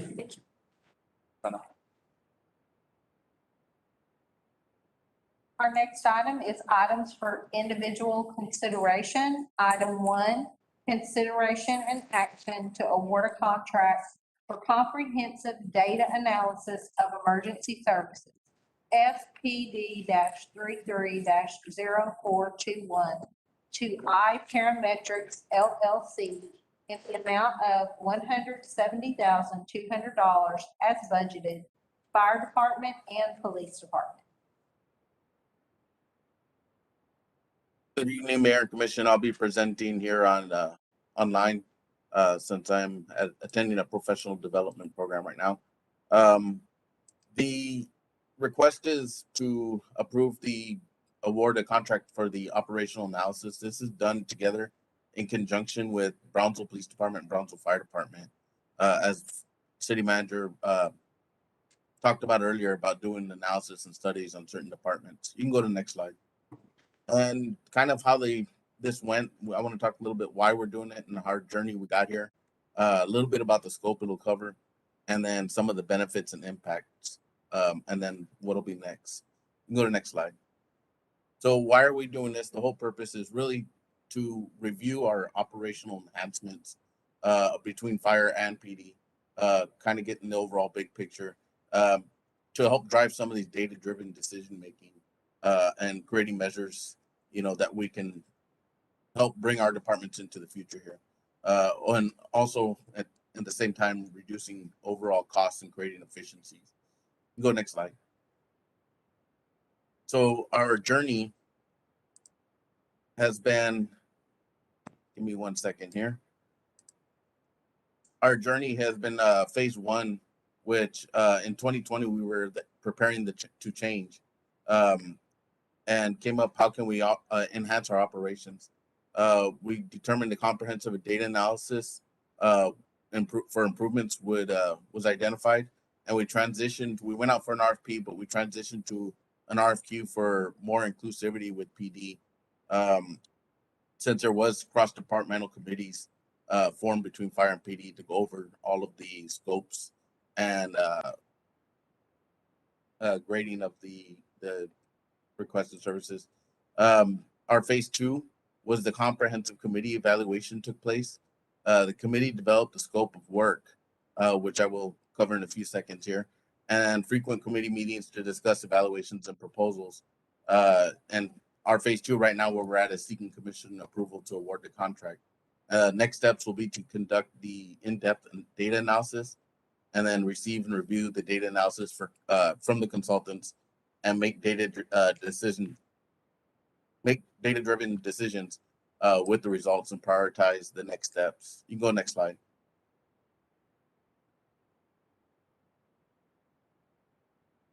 So a little bit about the scope that was developed, and for this analysis is really looking at staffing and building analysis, staffing deployment, our station analysis and station locations, needs for stations, call volume and response times, time allocation of staff, and an overall overtime review. On our structural analysis, we have organizational structure, the leadership, the culture and communications, and value systems and processes. And those are just looking for efficiencies and how we can improve every day. Financial and performance analysis, dispatch management, our ISO accreditation benefit, which we are currently going through an ISO review right now. Risk management, and look at our EMS billing and collections to make sure we're taking advantage of any opportunities. And then our innovation, our strategic planning, alternative public safety delivery options. And they're going to look into our community paramedicine, which is our mobile integrated healthcare unit, our ET3, and our CMS model for billing, and then our overall fire operations. You can go to the next slide. So some of the benefits and impacts, we're looking at optimizing staffing, improve the quality of service, maximize efficiencies, with hoping to lower costs. We're hoping to reduce the overtime costs, and also reduce burnout between, firefighters, any emergency service personnel. And then also receive detailed analysis, have a strategy development and structural improvements within our services. You can go next slide. So our next steps after we seek City Commission approval tonight is to share the data with the consultants. We will be working with them for the next several months. And then after step 3 here, we will review and prioritize the recommendations made. Next slide. And I believe that's it. At this time, we're just requesting approval and authorization to award the contract. Is this something that's just for fire, or is it for PD as well? PD. This is, yes. PD, we took this to the 5-year plan budget committee, then brought it to the commission last year, and then we're just kind of going through the process now. It's been budgeted into 21 budget. The idea is to do both. These are our two cost centers, and I don't want to portray public safety as a cost, but basically out of our cost overall, 70% is personnel. Of that, almost 50% is fire and police, and that's where we have half of our employee base and cost. So what we haven't done before, I don't know in the history, is just take a comprehensive view of the data of both departments. So when we get asked about staffing, we need more firefighters, we need more police officers. So based on what? Based on what data? It has to be based on, there is in this day and age, a lot of data that can be used to determine that. And for example, for us, we have in our capital improvement program, beyond the 5 years, there's a list of 150 million plus of needs. There's a fire station 10 in there. But the question is, when do we need it? Based on what and where does it go? What's the optimal location? When you don't do what's called the standards of cover, you're pretty much shooting darts at a dartboard, determining where you best place your assets. And those are multi-million-dollar facilities with multi-million-dollar operations and maintenance costs. You don't want to be doing that without determining your optimal location. The other thing is centers of cover typically get done about every 7 to 10 years because cities grow and shift. And you always have to know where you're really growing because you could have a forecasted growth and then the growth changes and then you need to shift. Cities at times find that they have to relocate. It's more cost effective to relocate a station versus building a new station, but you're not going to know that unless you do the data, analysis to determine that. Also, you have to understand the dynamics between your different tax bases. Industrial, residential, commercial are different. When you buy assets, do you need a ladder truck? When do you buy a ladder truck? Those are the most expensive trucks you can buy. What is the proper shift? All these questions that are out there, we need to better address through data. We have an EMS model here as well, where all firefighters are paramedics. 80% of our calls are EMS and fire. We have to understand the correlation between the cost between fire and EMS, and then the ROI for that service, because it can also be done privately. You won't be able to ever answer those questions unless the data is there. So the idea for us is to do fire first. PD needed to get better data, so the first step for them was get a new system in place, and that's what the CAT RMS will do. And then they'll come in 2023, maybe 2024, until Chief gives us his take on when they have accumulated enough data to even have an assessment done. What this would do is allow a task order to be done at a future point for PD's analysis.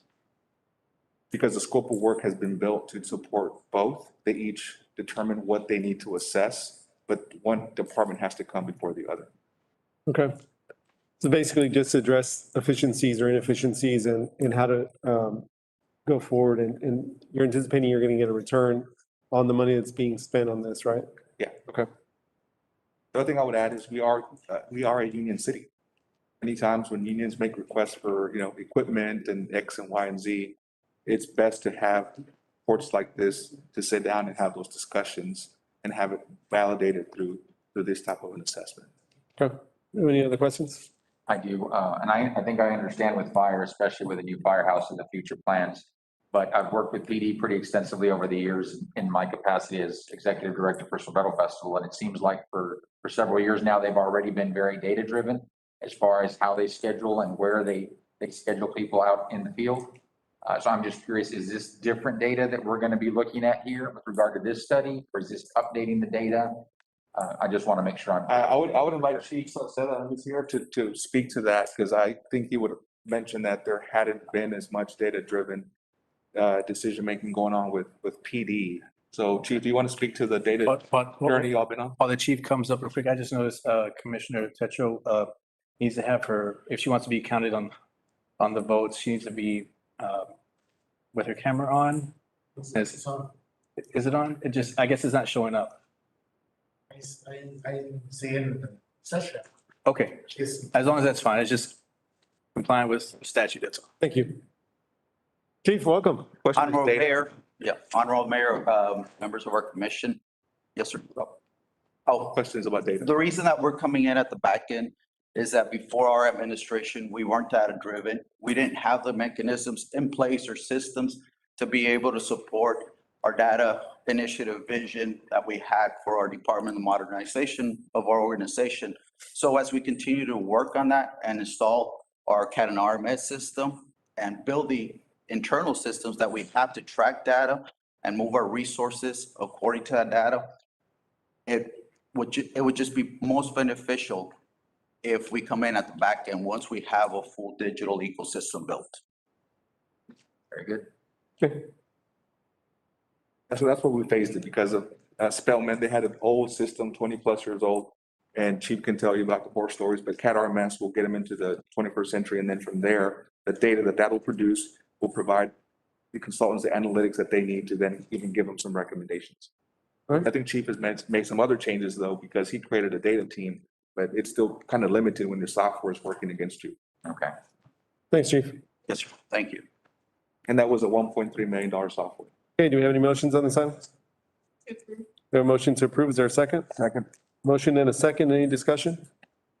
Those in favor? Aye. Those opposed? Motion passes. Thank you. Item 2, consideration and action to award a contract to NetSync for the implementation of digital signage equipment and software for the multimodal transportation department and the Brownsville, South Padre Island International Airport in the amount of $345,230.62 as budgeted, multimodal transportation. Thank you, everybody, for having me here today, Honorable Mayor and City Commission members, Mr. Bernal. My name is Cynthia Castillo. I'm the B Metro Fleet and Contract Maintenance Facility Manager. And with me, I have Francisco Partida, Mr. Joel Garza, and also one of the NetSync representatives, Javier Trevino. So this is a short presentation on our proposal for a new digital signage hardware and software solution for the city of Brownsville. Next slide, please. So why are we doing this? This has kind of been a long trip for us, but we discussed the need for a new system to update our old legacy system that is over 10 years old, the software being probably over 20 years old. And in our grand vision of a digital system, we envisioned a centralized approach, a way to share information to both our employees and citizens that would be less time consuming and more responsive. We also want to leverage this opportunity for additional revenue streams. Mr. Francisco is very well versed in the revenue stream, so he's going to help B Metro learn how we can enhance our revenue streams in order to do different things at B Metro. The benefits of this new system, what's in it for me, what's in it for us. One major advantage of a digital system is our ability to communicate. Oh, next slide, sorry. To communicate and engage with our employees where they work, like at the login station, the break room, or the driver's lounge. The second advantage is communicating with our customers at any point of sale locations, like customer service areas, bus waiting stations, information booths, airport terminals.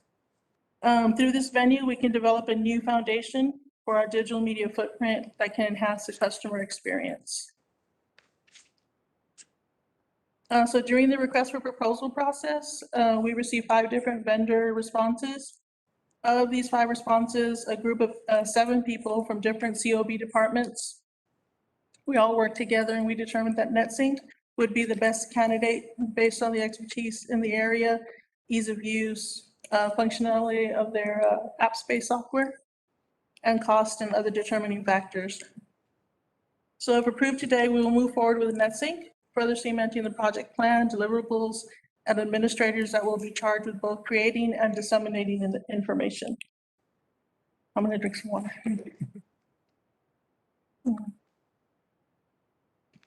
So this will truly be a group effort, as we need many people with different expertise levels in marketing, communication, revenue generation, digital presentation processes.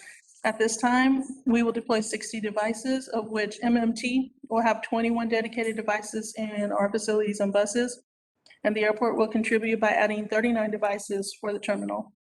And I want to thank Francisco for staying with us on this journey. We appreciate all of your individual efforts to help us in this process. So next slide. So the budget breakdown by department.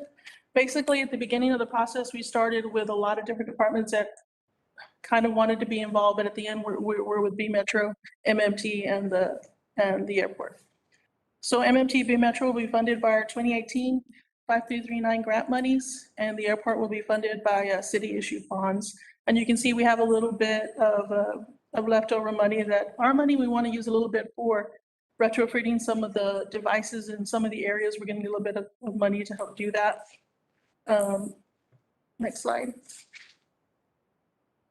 And then the total cost of the project, the 5-year contract, is $345,230.62. Further breaking down the budget by year, you can see the largest expense will be the equipment in year 1 of the contract. The proposed timeline, next slide, please, looks like this. If approved by the City Commission today, we will move forward with the discovery kickoff meeting in late October 2021. It will take approximately 4 months to order, install, train, and implement this package. And the goal is to be operational by the end of February 2022. So the next steps for us as a group is we do see a need for testing and validation of all the equipment during this process. The training for all staff required for transfer of knowledge, how to use the software, make sure all the equipment is working properly. And yearly review to be sure we're utilizing the system to its fullest potential. My hope is that we can elevate these tools to communicate to our employees and citizens on a more consistent basis, sharing what they want to know, where they see us, to further enhance our feeling of community in Brownsville. Honorable Mayor, Commissioners, thank you for having us tonight.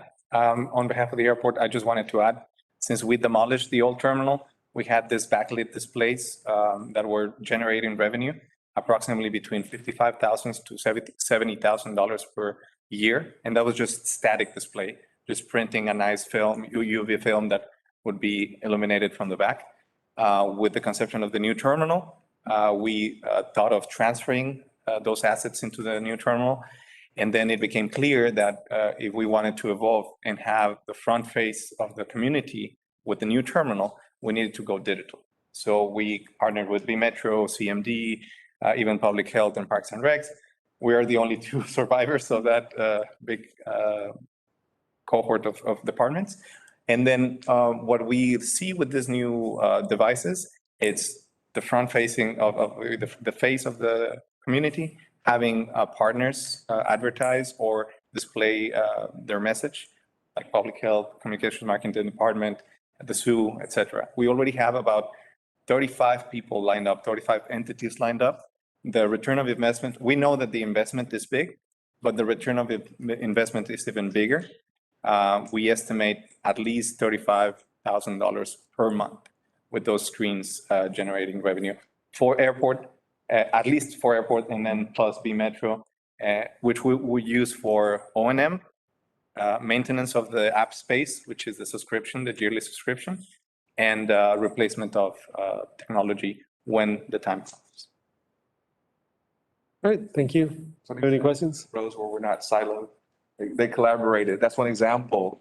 Totally agree. What I would add is the reason why we're going to start here is two, they're the highest traffic locations in terms of outsiders, and then also they have funding. So it's grant funding, then it's bonds. It was in the terminal budget. Other departments are general fund. So we'll have the ability to scale, however, and continue to expand from here. Okay. We have any motions? Question. When we talk about new revenue stream, what's new? For us, this revenue stream is new. We do currently have an advertising agency dealing with our bus routes. So they take care of all that. We just send them people their way that contact us. But this total digital revenue screens, we've had 4 big screens in La Paz. I don't know if you've ever seen them in there. So now we're gonna put new screens up there. The software that was on there was very old.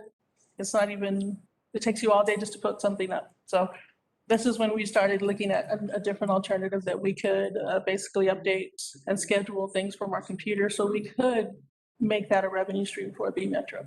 So we can buy capital equipment and buses and things like that we need. Do we have projections for what the difference would be with this new system versus what we do today? I don't have that projection right now because really, we've never even captured that market before. The only thing we had was the bus wraps and the bus shelters. So this is a new market for us, and with Francisco's help and his expertise, I and my V grant coordinator and Mr. Garza will try to develop a plan for us. So the B-Metro, I will share with B-Metro and other departments. We're on the second draft of the packet proposal because it's going to be about, at the airport, it's going to be about location, right? What's your first impression coming into the airport and then coming off of the airplane? So those are like prime real estate locations that can go for a higher price. And then we have other screens around the terminal that might go for a lower price. The advantage with digital, right, versus what we had or what B-Metro had, which is archaic, is you had that one impression, you had a lot of production time or even training time to get someone to go change that image or that screen. With this one, you have a cloud-based application that you can access securely from wherever and change that image immediately or schedule it to show 20 times a day or 10 times a day or 2 times a day. So that flexibility and that ability and the user-friendly environment for anyone to be able to upload and offload this advertising, or even PSAs, emergency service announcements, city campaigns. That's what we're aiming here.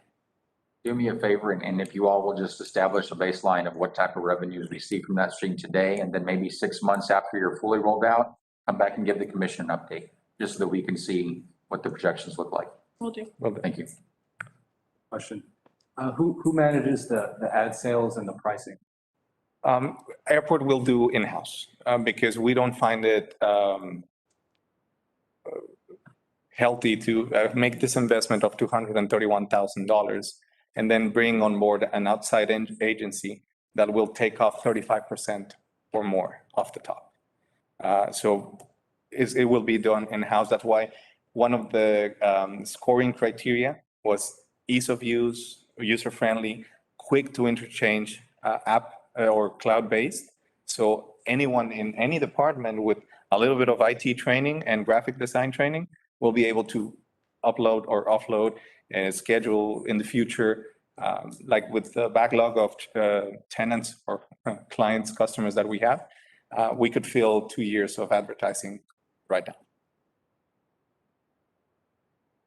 Any other questions? If you know how to use PowerPoint, you can use the app in the system.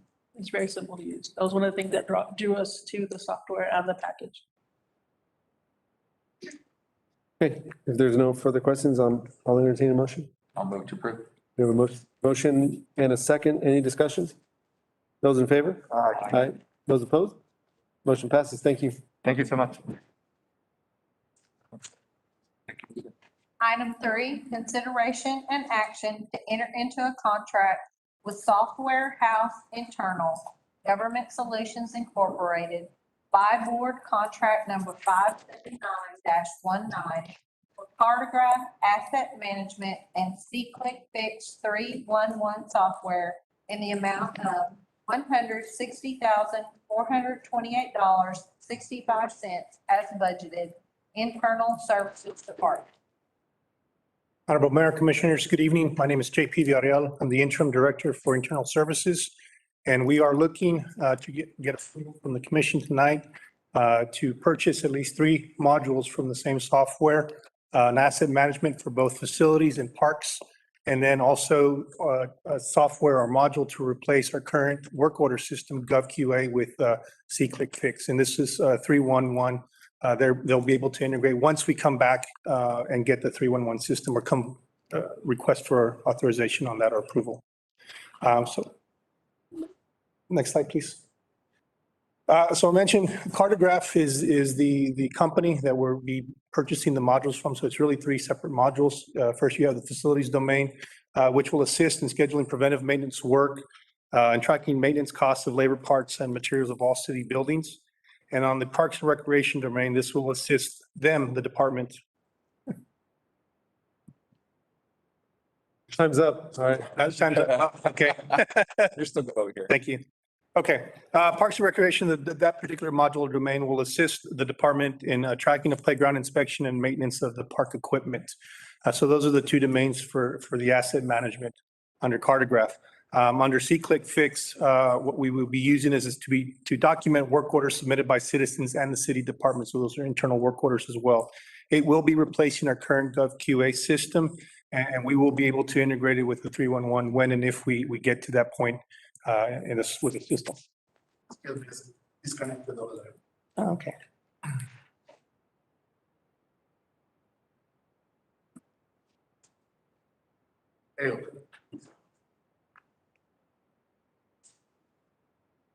Okay. Next slide, please. So the cost breakdown is our first year total is $160,428.65, and that's broken down into a one-time service fee of $53,040, mostly training and setting everything up. That second is that first year subscription fee of $107,388.65. If we would continue with and without adding any extra modules or users to the system, you see the year 2, year 3, year 4, and year 5 subscriptions for these softwares.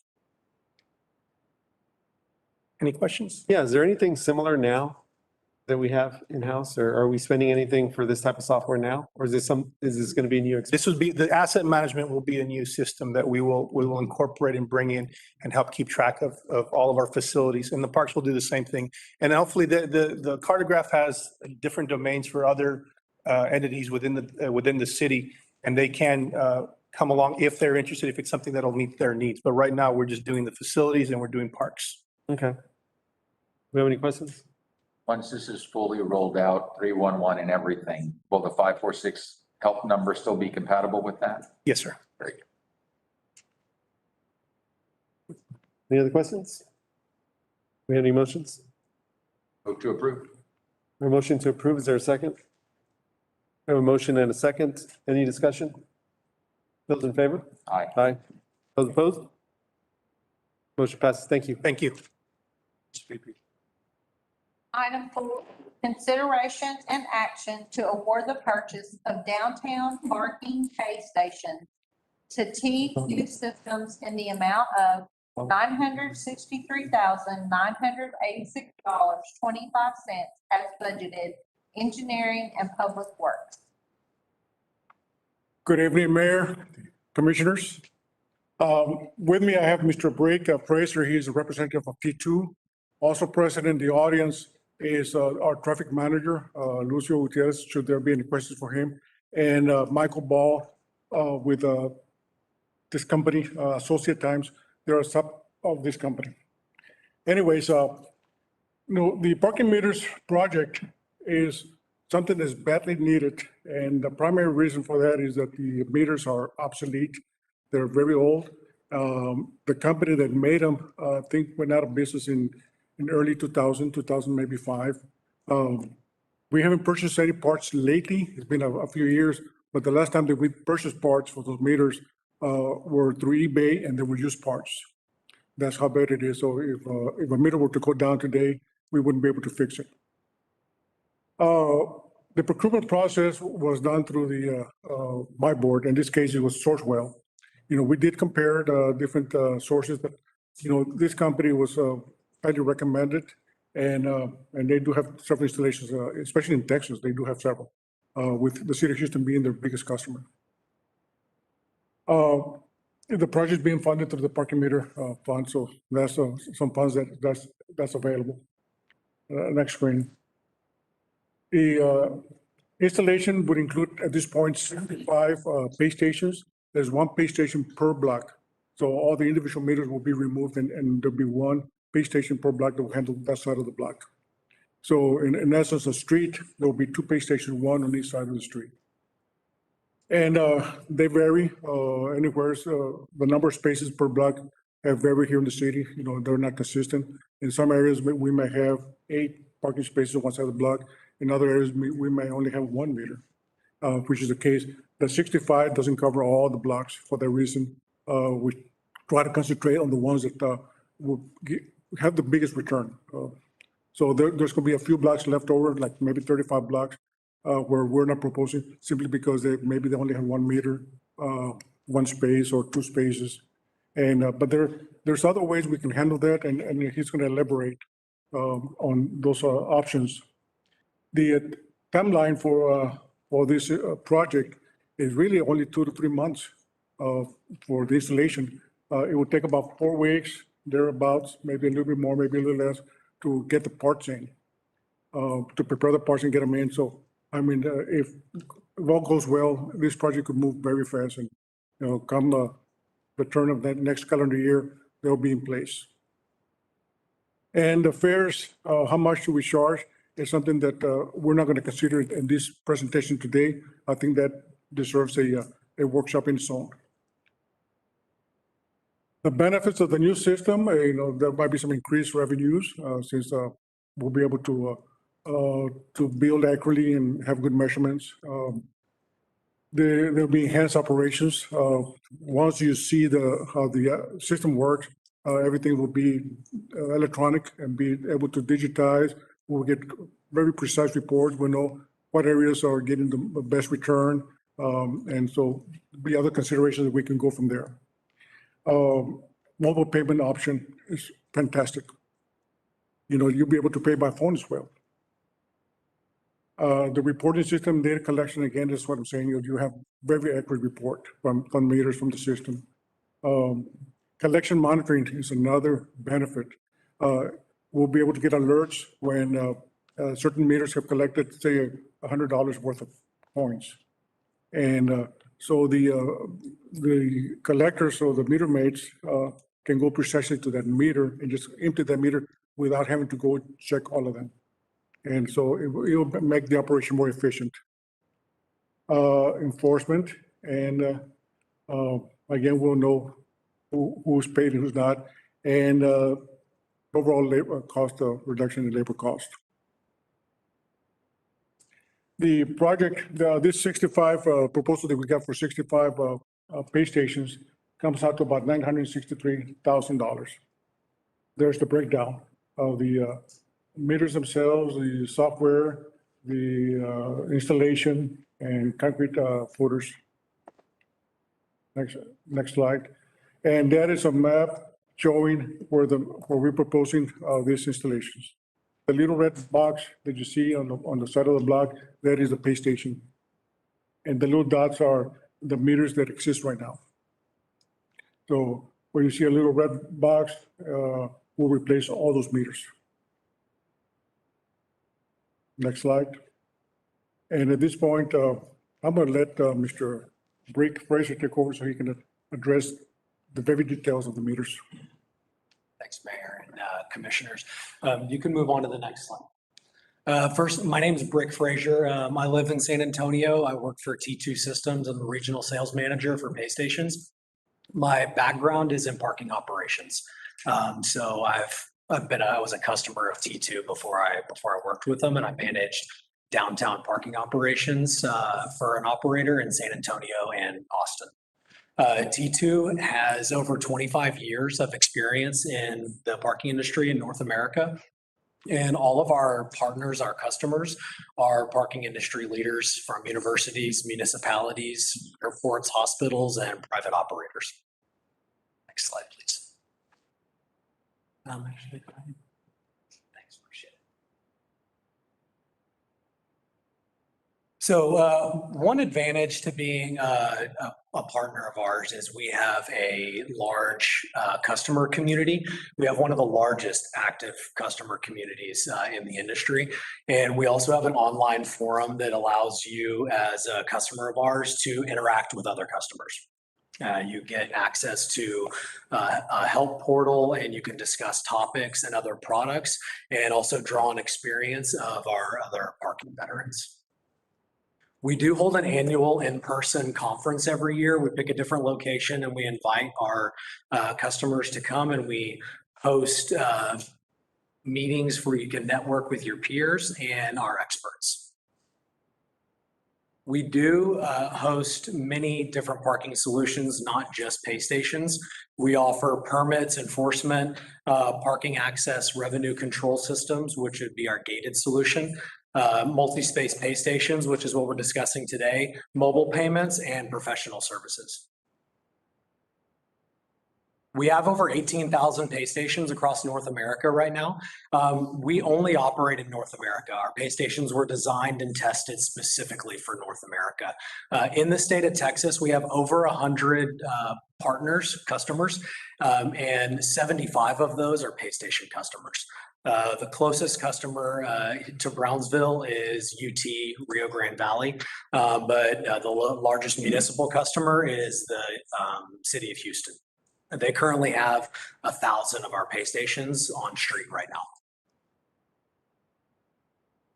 The backbone of our pay stations and what you'll take advantage of is our Iris software. It's our industry-leading cloud-based software that allows you to take control of the parking operation. We don't have control of this. You have complete view of your parking operation. You get to change the rates. You don't have to call us to get permission to change anything. What you have access to is visualizing your parking data. It's cloud-based, so the users can access it from anywhere. You do have the ability to have an unlimited amount of users. You have one admin, and you can have an unlimited amount of users, and you can control what their access is. So maintenance employees can have access to maintenance items without seeing revenue data. And it's customizable to each user. It's flexible reporting. So if somebody is not a user, but someone in finance needs to see revenue reports on a certain schedule, you can set their email up to receive Excel or PDF reports of that without them accessing the portal. And so the operation management, you'll be able to visualize everything through customizable dashboards. Rate management, we offer 6 different rate types if you want to update the rates that you offer right now. And we offer different flexible pricing options, discounted parking options, and also you can add convenience fees to generate more revenue. You can do mobile payment management. We offer our own mobile payment system, but we also integrate with all the mobile payment platforms that are on the market. So all of that data would flow through our software so you can see everything in one centralized location. You can also set up mobile payment areas for the areas that you're discussing that maybe only has 1 parking space, 1 meter right now. You could set, instead of doing a multi-space meter, you could just do a sign for a mobile payment and not have to spend the money on a pay station in that area. And your collections and maintenance team will have access to maintenance modules and maps to see the alerts on when they need to visit these pay stations. And so they're not going pay station to pay station and wasting their time. And for enforcement, the data is in real time and they see the information immediately. So when somebody pays and enters their license plate, that information is available in Iris instantaneously. So this pay station is our Loop 2. This is our flagship model that the city is looking at. And we designed the Loop 2 to have an easy top to bottom payment flow.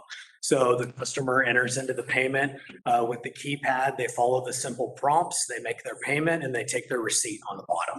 So that design was put in place for the customer's ease of use. We are ADA compliant for front and side reach. We're PCI compliant and PADSS validated. All the payment options that are available on the Loop 2 is our T2 mobile pay. You can offer coin payments, bill payments, credit cards, and contactless tap cards as well. The card reader is non-ingest, so there's no moving parts, which is important in communities that are close to the water like you guys. The currency capacity for bills will hold about 1,000 bills and about 1,200 coins. Not that you want to keep that much in it. You can set those threshold alerts to visit the pay station and empty it at a more appropriate time. For printing receipts, it's a thermal printer, so there's no ink. It's printed on 2-inch receipt paper, and you can get approximately 2,000 transactions off each roll of paper. The display that's at the top is a color backlit LCD. It has a Lexan cover, so for vandalism, if somebody goes up and scratches it, you want to replace it, you're replacing the Lexan cover and you're not replacing an expensive LCD screen. And you can also use that screen to put the City of Brownsville logo on it, or you can use that as space if somebody wants to use that as advertising space. Businesses can pay to have their logos on it. The keypad is a physical 38 key alphanumeric with tactile buttons. They have a little bit of spacing on them so you don't accidentally hit the wrong key, and they can withstand quite a bit. So people, can use a credit card or a key to tap the buttons as well. For communication options, they can be hardwired with an Ethernet connection, but I do recommend the wireless LTE modem. It's a faster connection, it's more reliable, and we offer AT&T, Verizon internally. If you have your own data plan with a company, then you can use your own SIM cards in the wireless modems as well. They are solar powered. They have an AC power option as well. If they were ever to go in a covered parking facility, like a parking garage, they can be hooked up to power. They can run off of a solar battery charge. If they don't get any solar power, They can run a month with running about 30 to 40 transactions a day without receiving any renewed solar energy. In operating modes, you can run the pay stations in a pay and display, which is where the customer would take the receipt and put it on their dash, or pay by space, which is where the spaces would need to be numbered, or pay by license plate, where the customer enters their license plate, which is the recommended form of operating mode. It would prevent any piggybacking, anybody taking a space that they haven't already paid for it. And we do offer multilingual support. The standard color on the left is the charcoal gray. We do offer premium custom colors. If that is of interest, that does increase the manufacturing timeline almost by double. So keep that in mind if that's something, but a lot of our customers, universities will do vinyl wraps on the pay stations. So that's something that can be done. It's very cost effective as well. The pay stations are very secure. They're made with a 12 gauge cold rolled steel, and they do have an anti-corrosion coating. The locks on the pay station can be rekeyed twice with the locks that we provide you before the lock cylinders have to be drilled out to be rekeyed. So we provide you with a specific key. If keys were lost and it was a security issue, we provide you with a key that would allow you to rekey all the locks on the pay stations, and you can do that twice without having to drill the locks. And you would have two separate access components in the pay station. Your maintenance team would have access to one section, and your collections team would have access to a different section. Those are accessed separately for security. And they function in all environments from negative 40 degrees Fahrenheit to over 140 degrees Fahrenheit, and humidity over 95%. We have these operating in every single weather that's available, that's everywhere. Up in Alaska, they operate in 3 feet of snow in the solar powered ones. They do have an audible alarm if they're hit. They have a shock sensor, and if they receive enough vibration, they do have an audible alarm, and your maintenance staff will receive notifications of that as well. As far as accessing the pay station without the locks, it's very hard to break into the pay station because they have hidden internal cabinet hinges. And so this is just a closer look of what the pay station would look like on the street and its internal components.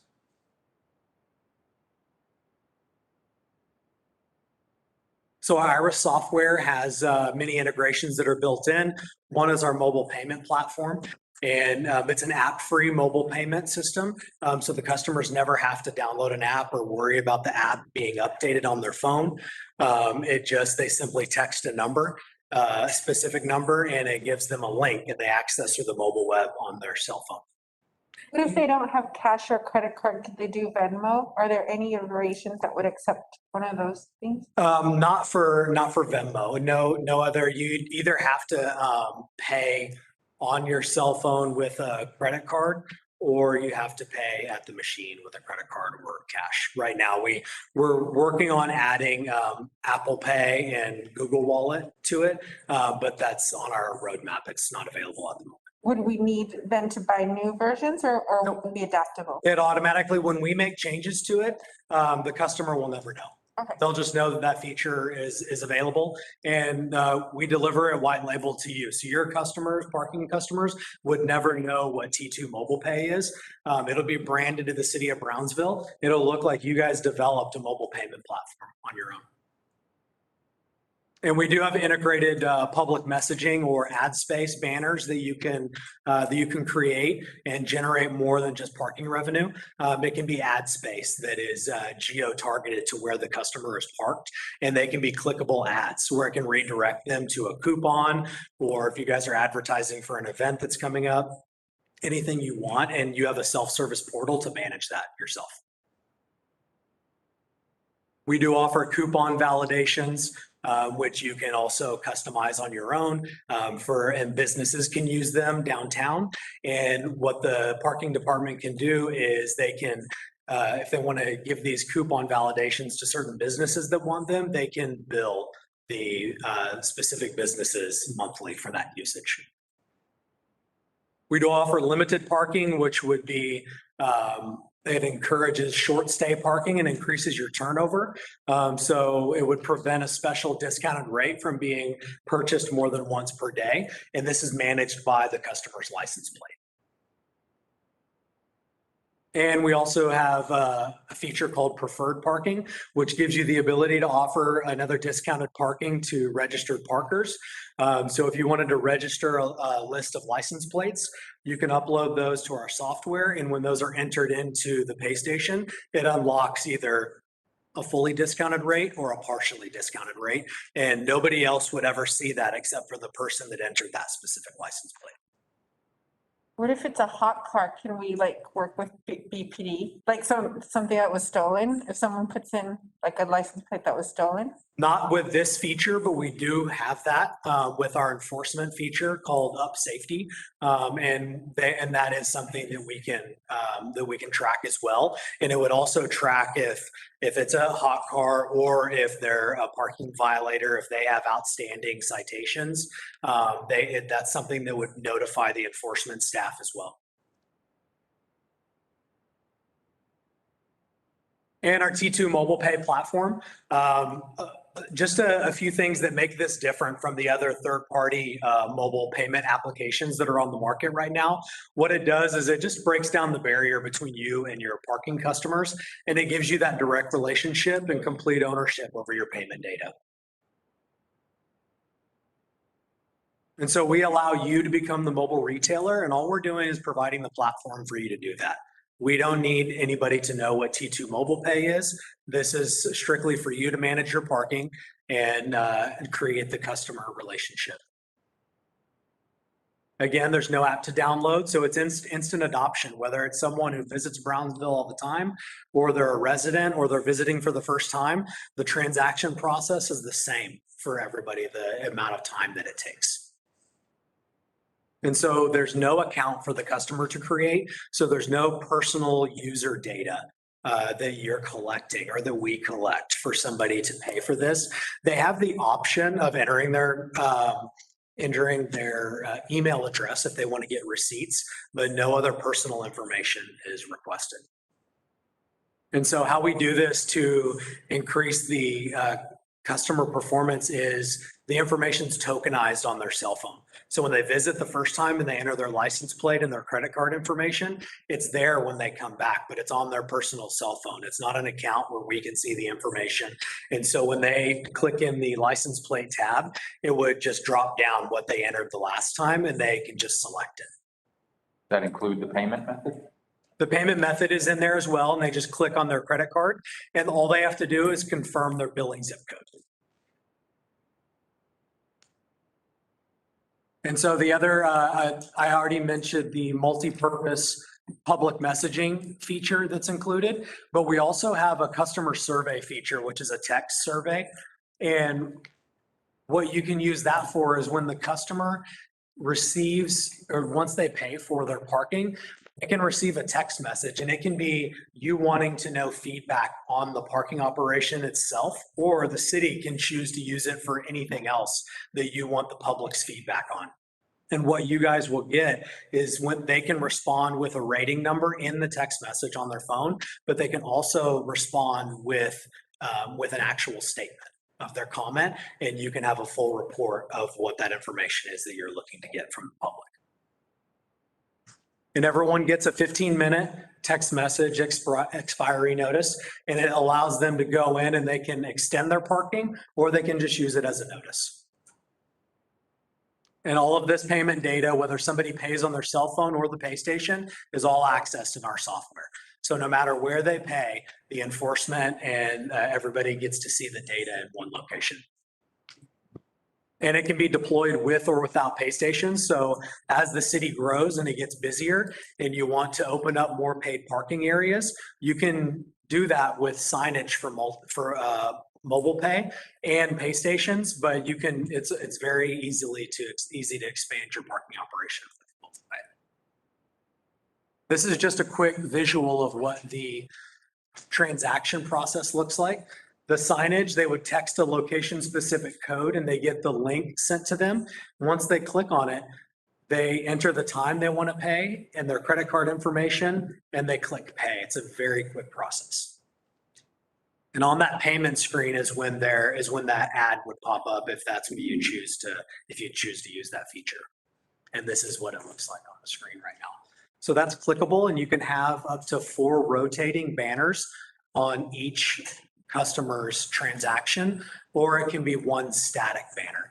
And it can be clickable to either redirect them to a web page or draft an email or start a phone call. So depending on how you want to use it, even if it's for contacting the city if they have problems, it can be used for that way as well. And you have access to all of the data. So if somebody is paying for advertising space, you have all the click-through data that you can show them of how well that it's performing on the platform. And this is just a little about what the text survey would look like. The customer receives a text message, they can respond with their rating and comments, and then you have a self-service portal where you can run reports on those surveys. We do have validation systems that are available if the tenants downtown want to validate their customers' parking for any reason, whether it's a restaurant, and the parking department can bill back for those. And so it can be a rotating code that they enter on their phone once they visit the establishment, or it can be a QR code that they scan at the establishment as well. And that can be changed as often as you would like, so it's not abused. And signage is important with mobile payment. The highest adoption for mobile payment for all of our customers are the customers that have the most efficient signage up to communicate the simple process of how this works for their customers. These are just some examples of some of our partners right now that are using mobile pay and what their white labeled signage looks like. So it doesn't say T2 mobile pay. We brand it specific to the partner. So this is a little bit of return on investment. And these are rough numbers that we put together based on your 2019 parking revenue and your 2020 revenue.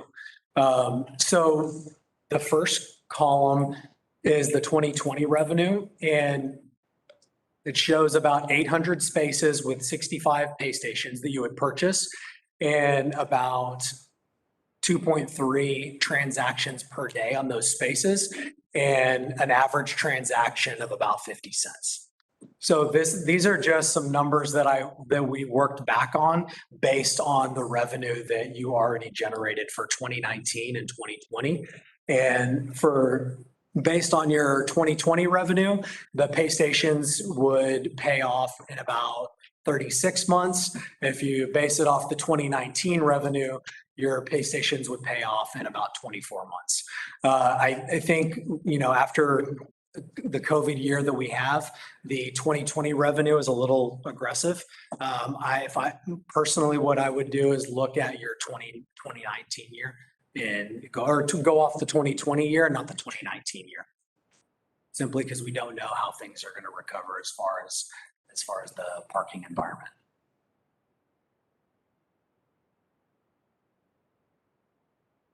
Can I answer any questions? Anybody have any questions? I've got a couple.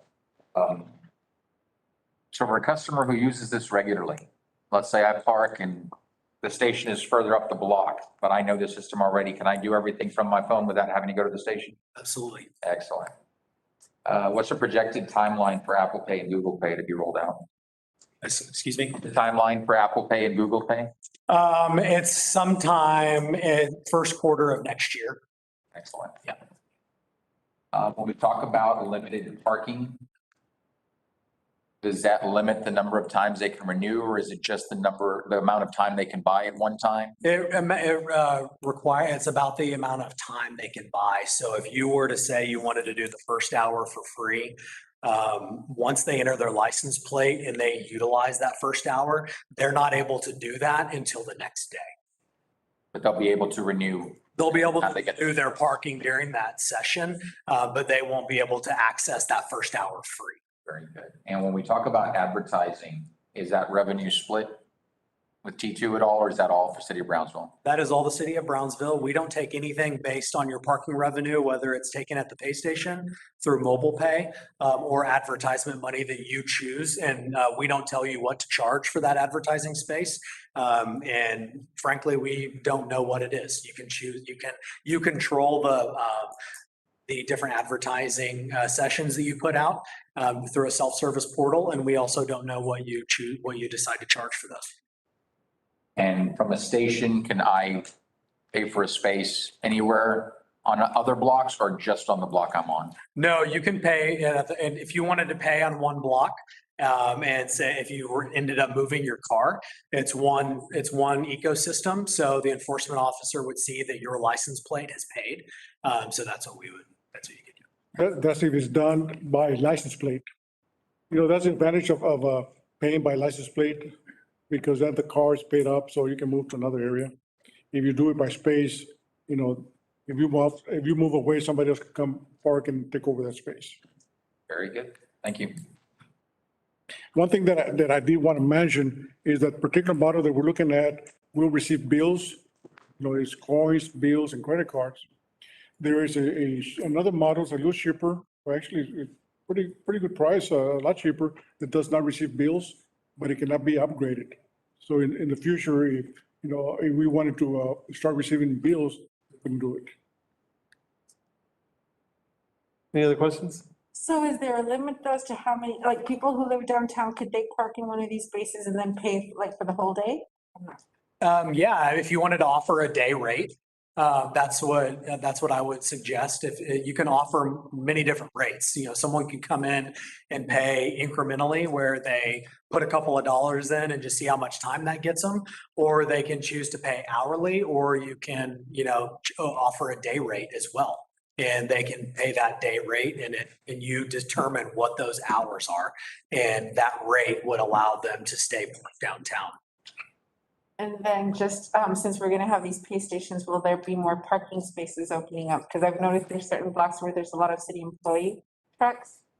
Well, one of the things that he was mentioning when we was talking about identifying the vehicles, you program vehicles that will be free of charge, for example, city vehicle, so that we don't have to carry the little tag in the rearview mirror saying, you know, this is entitles me to free parking.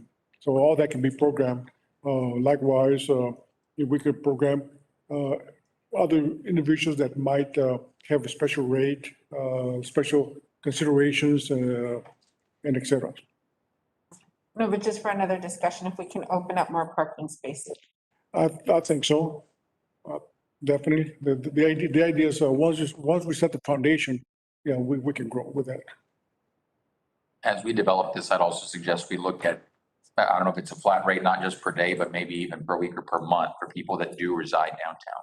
That way it's not a constant thing that they have to do. I have a question on maintenance.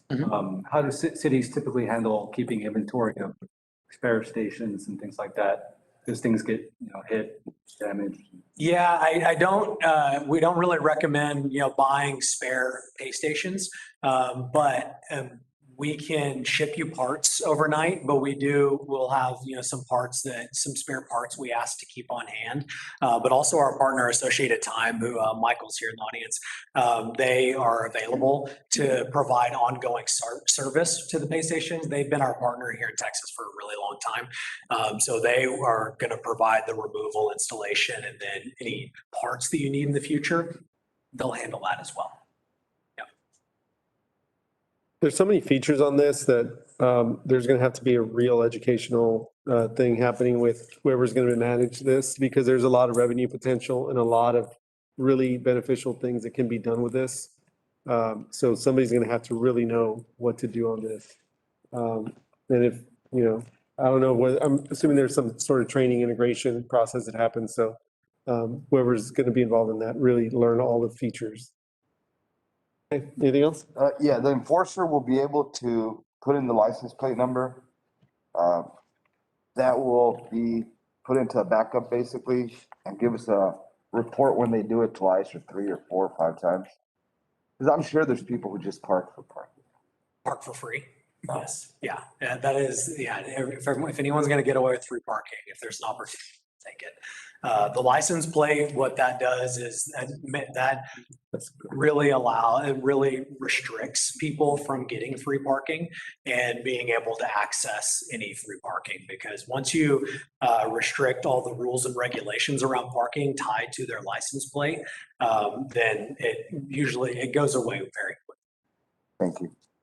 I was just gonna say, I traveled through July in the east and and in listening to your presentation, a lot of those cities didn't take advantage of the marketing, the after the surveys. They could have captured a lot of information from me as a tourist, but they didn't. So, and I thought they were very user friendly, so. Good, thank you. Yeah, the mobile payment platform really is outside of, it's actually absolutely beneficial to take parking revenue from it, but you'll gain more benefits from it with public messaging and how you communicate to your citizens and to the visitors. With regard to the messaging and surveys and things of that nature, can they be tailored based on someone putting in a zip code that's from outside of the area? No, the only way they're specified is by their location. So they can be geo-targeted almost as granular to the side of the street. So if you wanted one campaign to run on one side and one on the other, and you can have multiple campaigns running on each block, that's really as specific as they get because we're not collecting that data from where their zip code or their area code is from. Okay. All right, do we have any motions? Move to approve. Second. We have a motion to approve in a second. Is there any discussion? Favor? Aye. Those opposed? Motion passes. Thank you. Thank you. Item 5, approval on second and final reading on ordinance number 2021-1689 of the city of Brownsville, Texas, to adopt the fiscal year 2022 annual budget. Financial Services Department, and this item was tabled from September 7th, 2021 regular meeting. Mayor, Commissioners, we have one slide here. Slide, please. I think you need to remove it from the table. Yes, yes. There's one slide after this. The discussions that we've had on some of the concerns regarding the hot fund allocations was that we recommend that we implement a compliance period to take effect, in fiscal year 2021. And by reviewing quarterly reports that are available through the comptroller's office and agreements for these entities that receive the funding. Just as a reminder, last year, the idea was to take this 3-step approach, primarily because staff was not in a position to do that work. We didn't have a CVP manager, for example.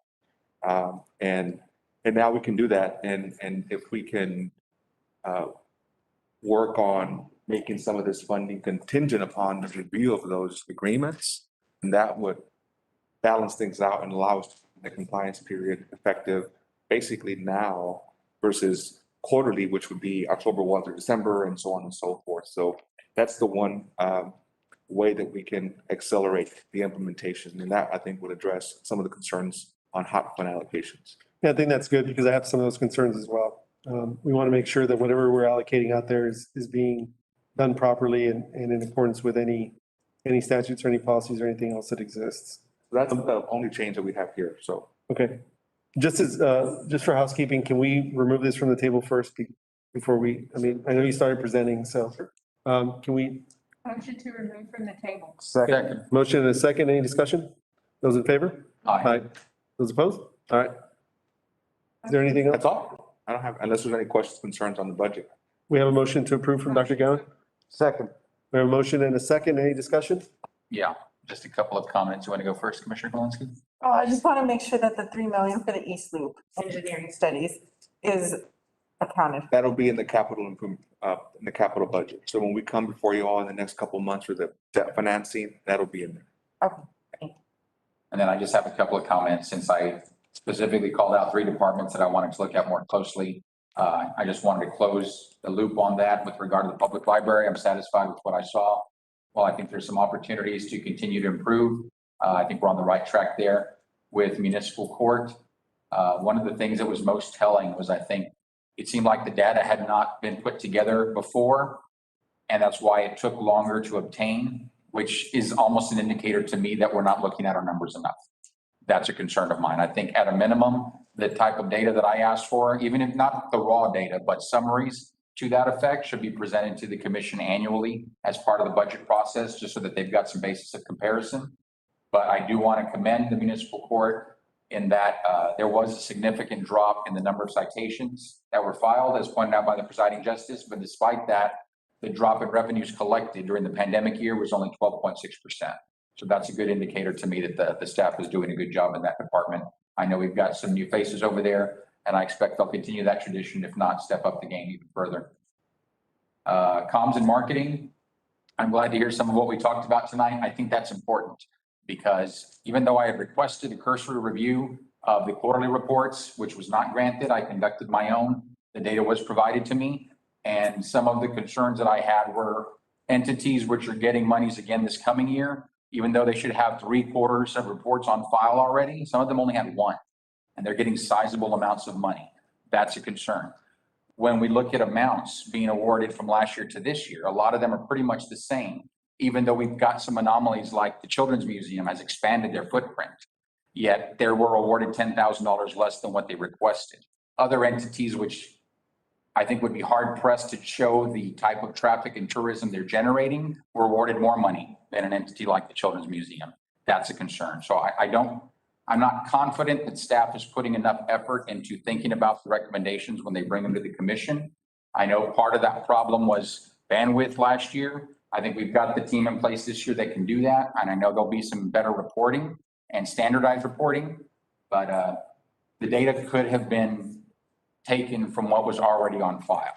And I don't think that happened this year. So I'm going to be watching closely to make sure that that team is not just receiving the data and that it was filed, but they're looking at what the numbers say and they're tailoring their recommendations based on that. There's a software called Banwango that was just, I think in March, it was implemented. I remember hearing that. So that was Banwango, because we discussed it in the budget amendment, is the issue with, so the quarterly reporting was one thing, that's a comptroller thing, the local reporting, but Banwango was the analytics that we did not have. And we did determine, staff determined that not every entity was tracking. And this is from the zoo, which is the largest generator, down to the Fine Arts Museum, for example. But Banwango, we're trying to get the first year's worth of good data, I think from March to March, 2021 to 2020, March to March should get us some good data. So the onus is on us to continue to do that. And that was asked for last year, but we didn't have the analytics to do that. So, but now we do it. And the last comment I'd make is, and I had the unique position of having been part of two organizations that received hot tax funding over the last few years, and both of which self-reported, I felt, deficiencies in compliance with regard to the agreements, but how each of those was handled was different. And I have a little bit of a concern with regard to us ensuring we're enforcing the terms of agreements we're having these entities sign. Not so much because of the dollar amounts or anything here, but if this is a grant that we're awarding and we're not that concerned with ensuring adherence to the terms of the grant in this respect, then how much confidence can we have in staff handling grants that the city receives? Because it's important to me that we're working to comply with the terms of a grant, and that if we know we're out of compliance, we're not waiting to see if we get caught, but we're managing ourselves and policing ourselves to comply or to self-report if appropriate. I think it's important to go along with the commissioner's saying. I think it's important also, if we're going to be awarding funds to nonprofits, I think it's important to have some sort of audit process regarding the use of funds, because there needs to be some sort of accountability. I did ask for that last year. I did have a conversation about that last year. I don't see that that's been done, but I think that's something that's important because we need to know how these monies are being spent. And I think that includes, especially if it's a nonprofit, I think it's our own fiduciary duty with our own public funds to also understand how that money's being spent and make sure it's being spent properly. And if we see misuse or any inefficiencies, we can not necessarily claw back, but we can adjust our allocations accordingly. Yeah, we would want to work with the audit committee. I don't know if you recall, Commissioner, that we had, I think the prior auditor was going to look at that. I don't know where that was It was on the agenda. It was on the agenda, I believe. It was on the plan, but it just, I didn't get there. So hopefully, I also think that's something that we need to do just as a matter of policy as well, when we're considering donating funds or assisting any other entity that's a nonprofit. I think we need to understand a lot of the intricacies of their operations as well. Okay, anything else, Commissioner? No. Good, all right, we did have a motion and a second on the table. Any other discussion? Those in favor? Aye. Aye. Those opposed? Motion passes. it has to be record vote. Oh, this is, Budget. okay, so everybody has to state or what? Okay, but individually? Correct. Okay, Commissioner? Aye. Aye. Aye. Aye. Aye. Aye. Commissioner Tetro? Raise your hand if that's an aye. All right, I could read her lips tonight. all right, we're good? Motion passes, thank you. Item 6, consideration and action to award specific and aggregate stop-loss medical insurance coverage to Berkshire Hathaway for the plan year 2021-2022, Organizational Development and Human Resources Department. Good evening, Mayor Commissioners. For this next item, we have virtually two participants that will be going through the presentation and give details on the recommendation that was already approved by the Insurance Committee and management. So we have Mr. Tommy Taylor. He is the Executive Vice President and Managing Consultant with Higginbotham, our healthcare consultant. And we also have Ms. Stephanie Shatada, who is the Stop Loss Manager for TML Health, our third-party administrator. They will be able to go over the presentation and address questions, and we will also be able to assist with any other questions. Okay, I'm just gonna say, just in the interest of time for those presenters, we don't plan on being here all night. We've had some long presentations today, so keep it concise, please. We will be very happy to keep it concise. Thank you, Commissioners. This should be a fairly simple process. This is to approve the stop loss for the health insurance as we move forward with the renewal for year 2021, 2022. Higginbotham has worked closely with TML through the stop loss process this year, and Stephanie Chada has been extremely involved and has really worked through this. So Stephanie, if you want to, why don't you start through and we'll just answer any questions that the commission may have. Certainly. Good evening, Mayor and Commissioners. The City of Brownsville stop loss renewal does begin October 1, 2021. Next slide, please.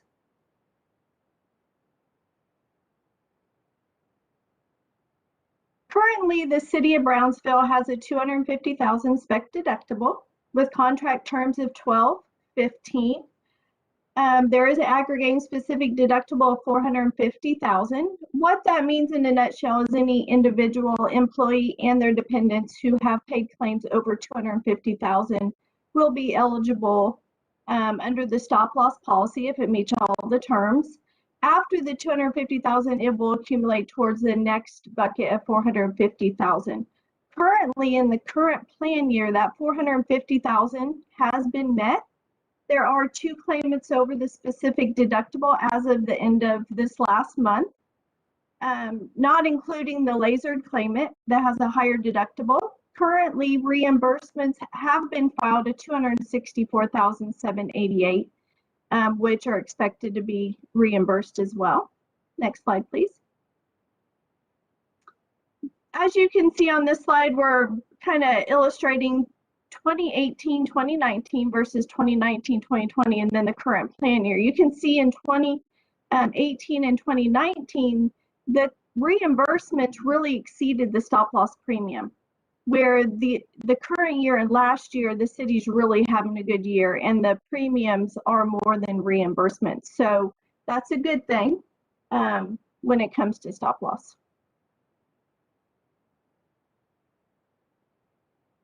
So the loss ratio, like to see it somewhere around 80%, between 65 and 80%. 18-19 plan year, you were well over 100%. The last 2 plan years, again, reflective of the premium and reimbursements, you're having a great year, and you'll see that in the renewal that we're anticipating. to be approved this evening, hopefully. Claims versus the specific deductible, we're well within trend of 3 claimants at either level. We're looking at 250, 275, and 300,000 deductible. All statistics show us we're in line to increase that deductible to 300,000, which you will see shortly. Definitely the city is within the realm of where they should be on the number of claimants that the deductible will be suggesting.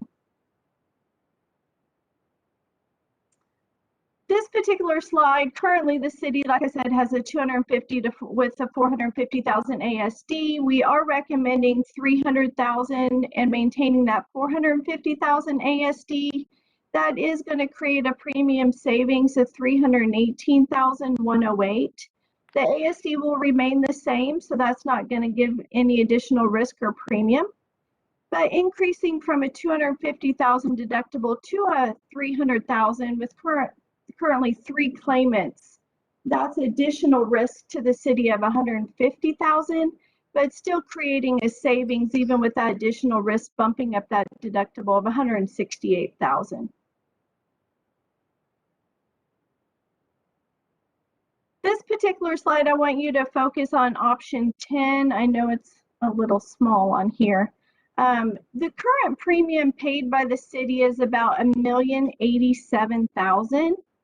The renewal that is being recommended is actually $796,299. Significant savings against the current premium, which really is $290,000. But Unity Re was offering for their renewal $1.3 million. So taking this increase in deductible for option 10, it's additional savings of $519,000 compared to where we could be if the renewal, if you stayed with the current carrier. There is a no new laser and a 50% rate cap in addition to that, which the city does not have today.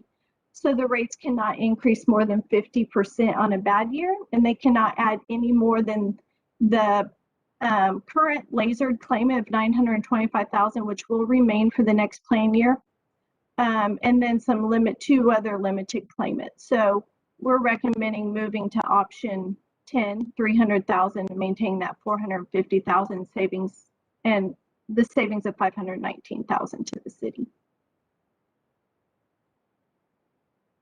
There was a legal ad placed. Everything was adhered to, and that was placed on the 15th and the 23rd of July.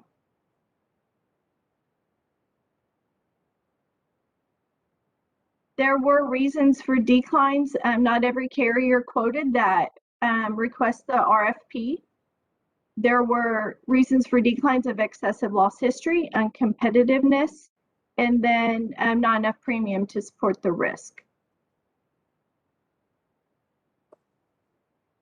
So again, recommended renewal would be option 10, moving to Berkshire Hathaway with a 300,000 specific deductible, 12-15 terms, 450,000 ASD with the savings I had mentioned.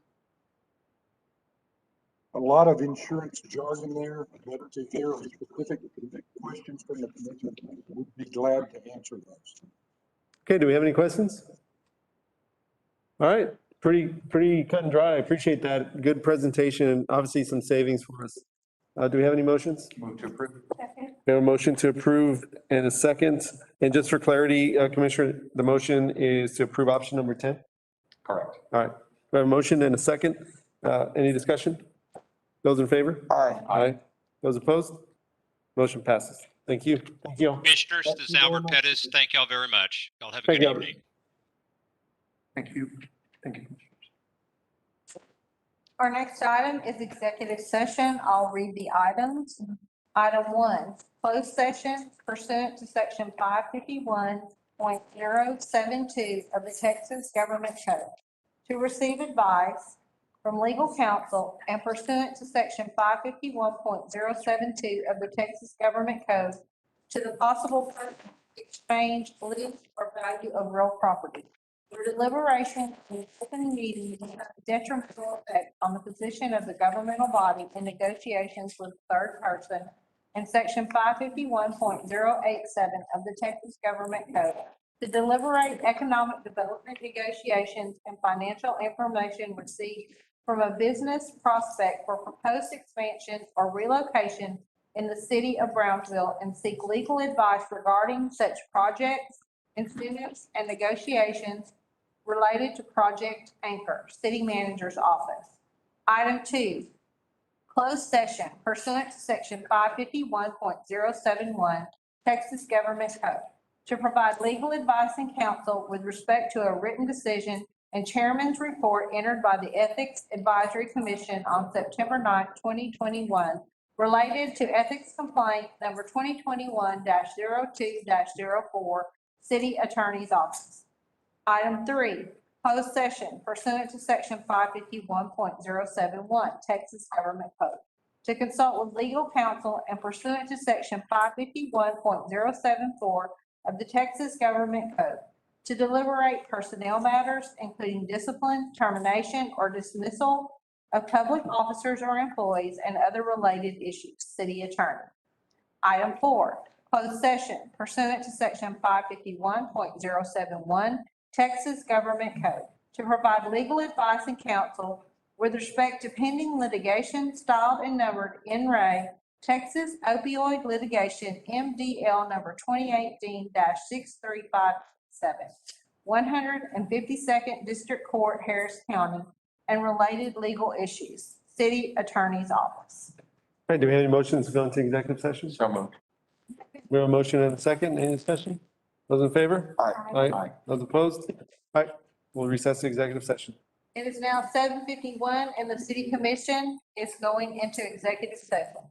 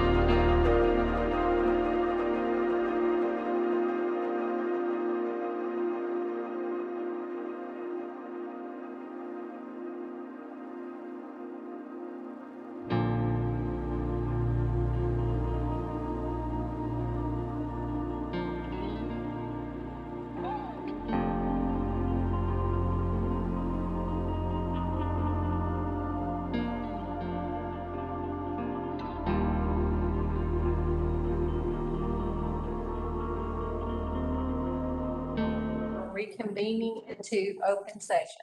Thank you very much. First item, Possible action on any items as discussed in executive session. Item 1, consideration, discussion, and appropriate action, if any, regarding Project Anchor. do we have any motions? I'll move to authorize the deputy city manager to negotiate a purchase price on Lot A at a price not to exceed the amount agreed upon in executive session. We have a motion and a second. Any additional discussion? Those in favor? Aye. Those opposed? Motion passes. There is no other action. To adjourn. We have a motion to adjourn. Second. Briefly before we leave, I just want to recognize Commissioner De Los Santos on his birthday today. Thank you. Thank Happy you. birthday. All right, we have a motion and a second. Those in favor? Aye. Those opposed? Stand adjourned. Thank you. Thank you. Commission, upon duly paid motion, the meeting has adjourned at 8 p.m.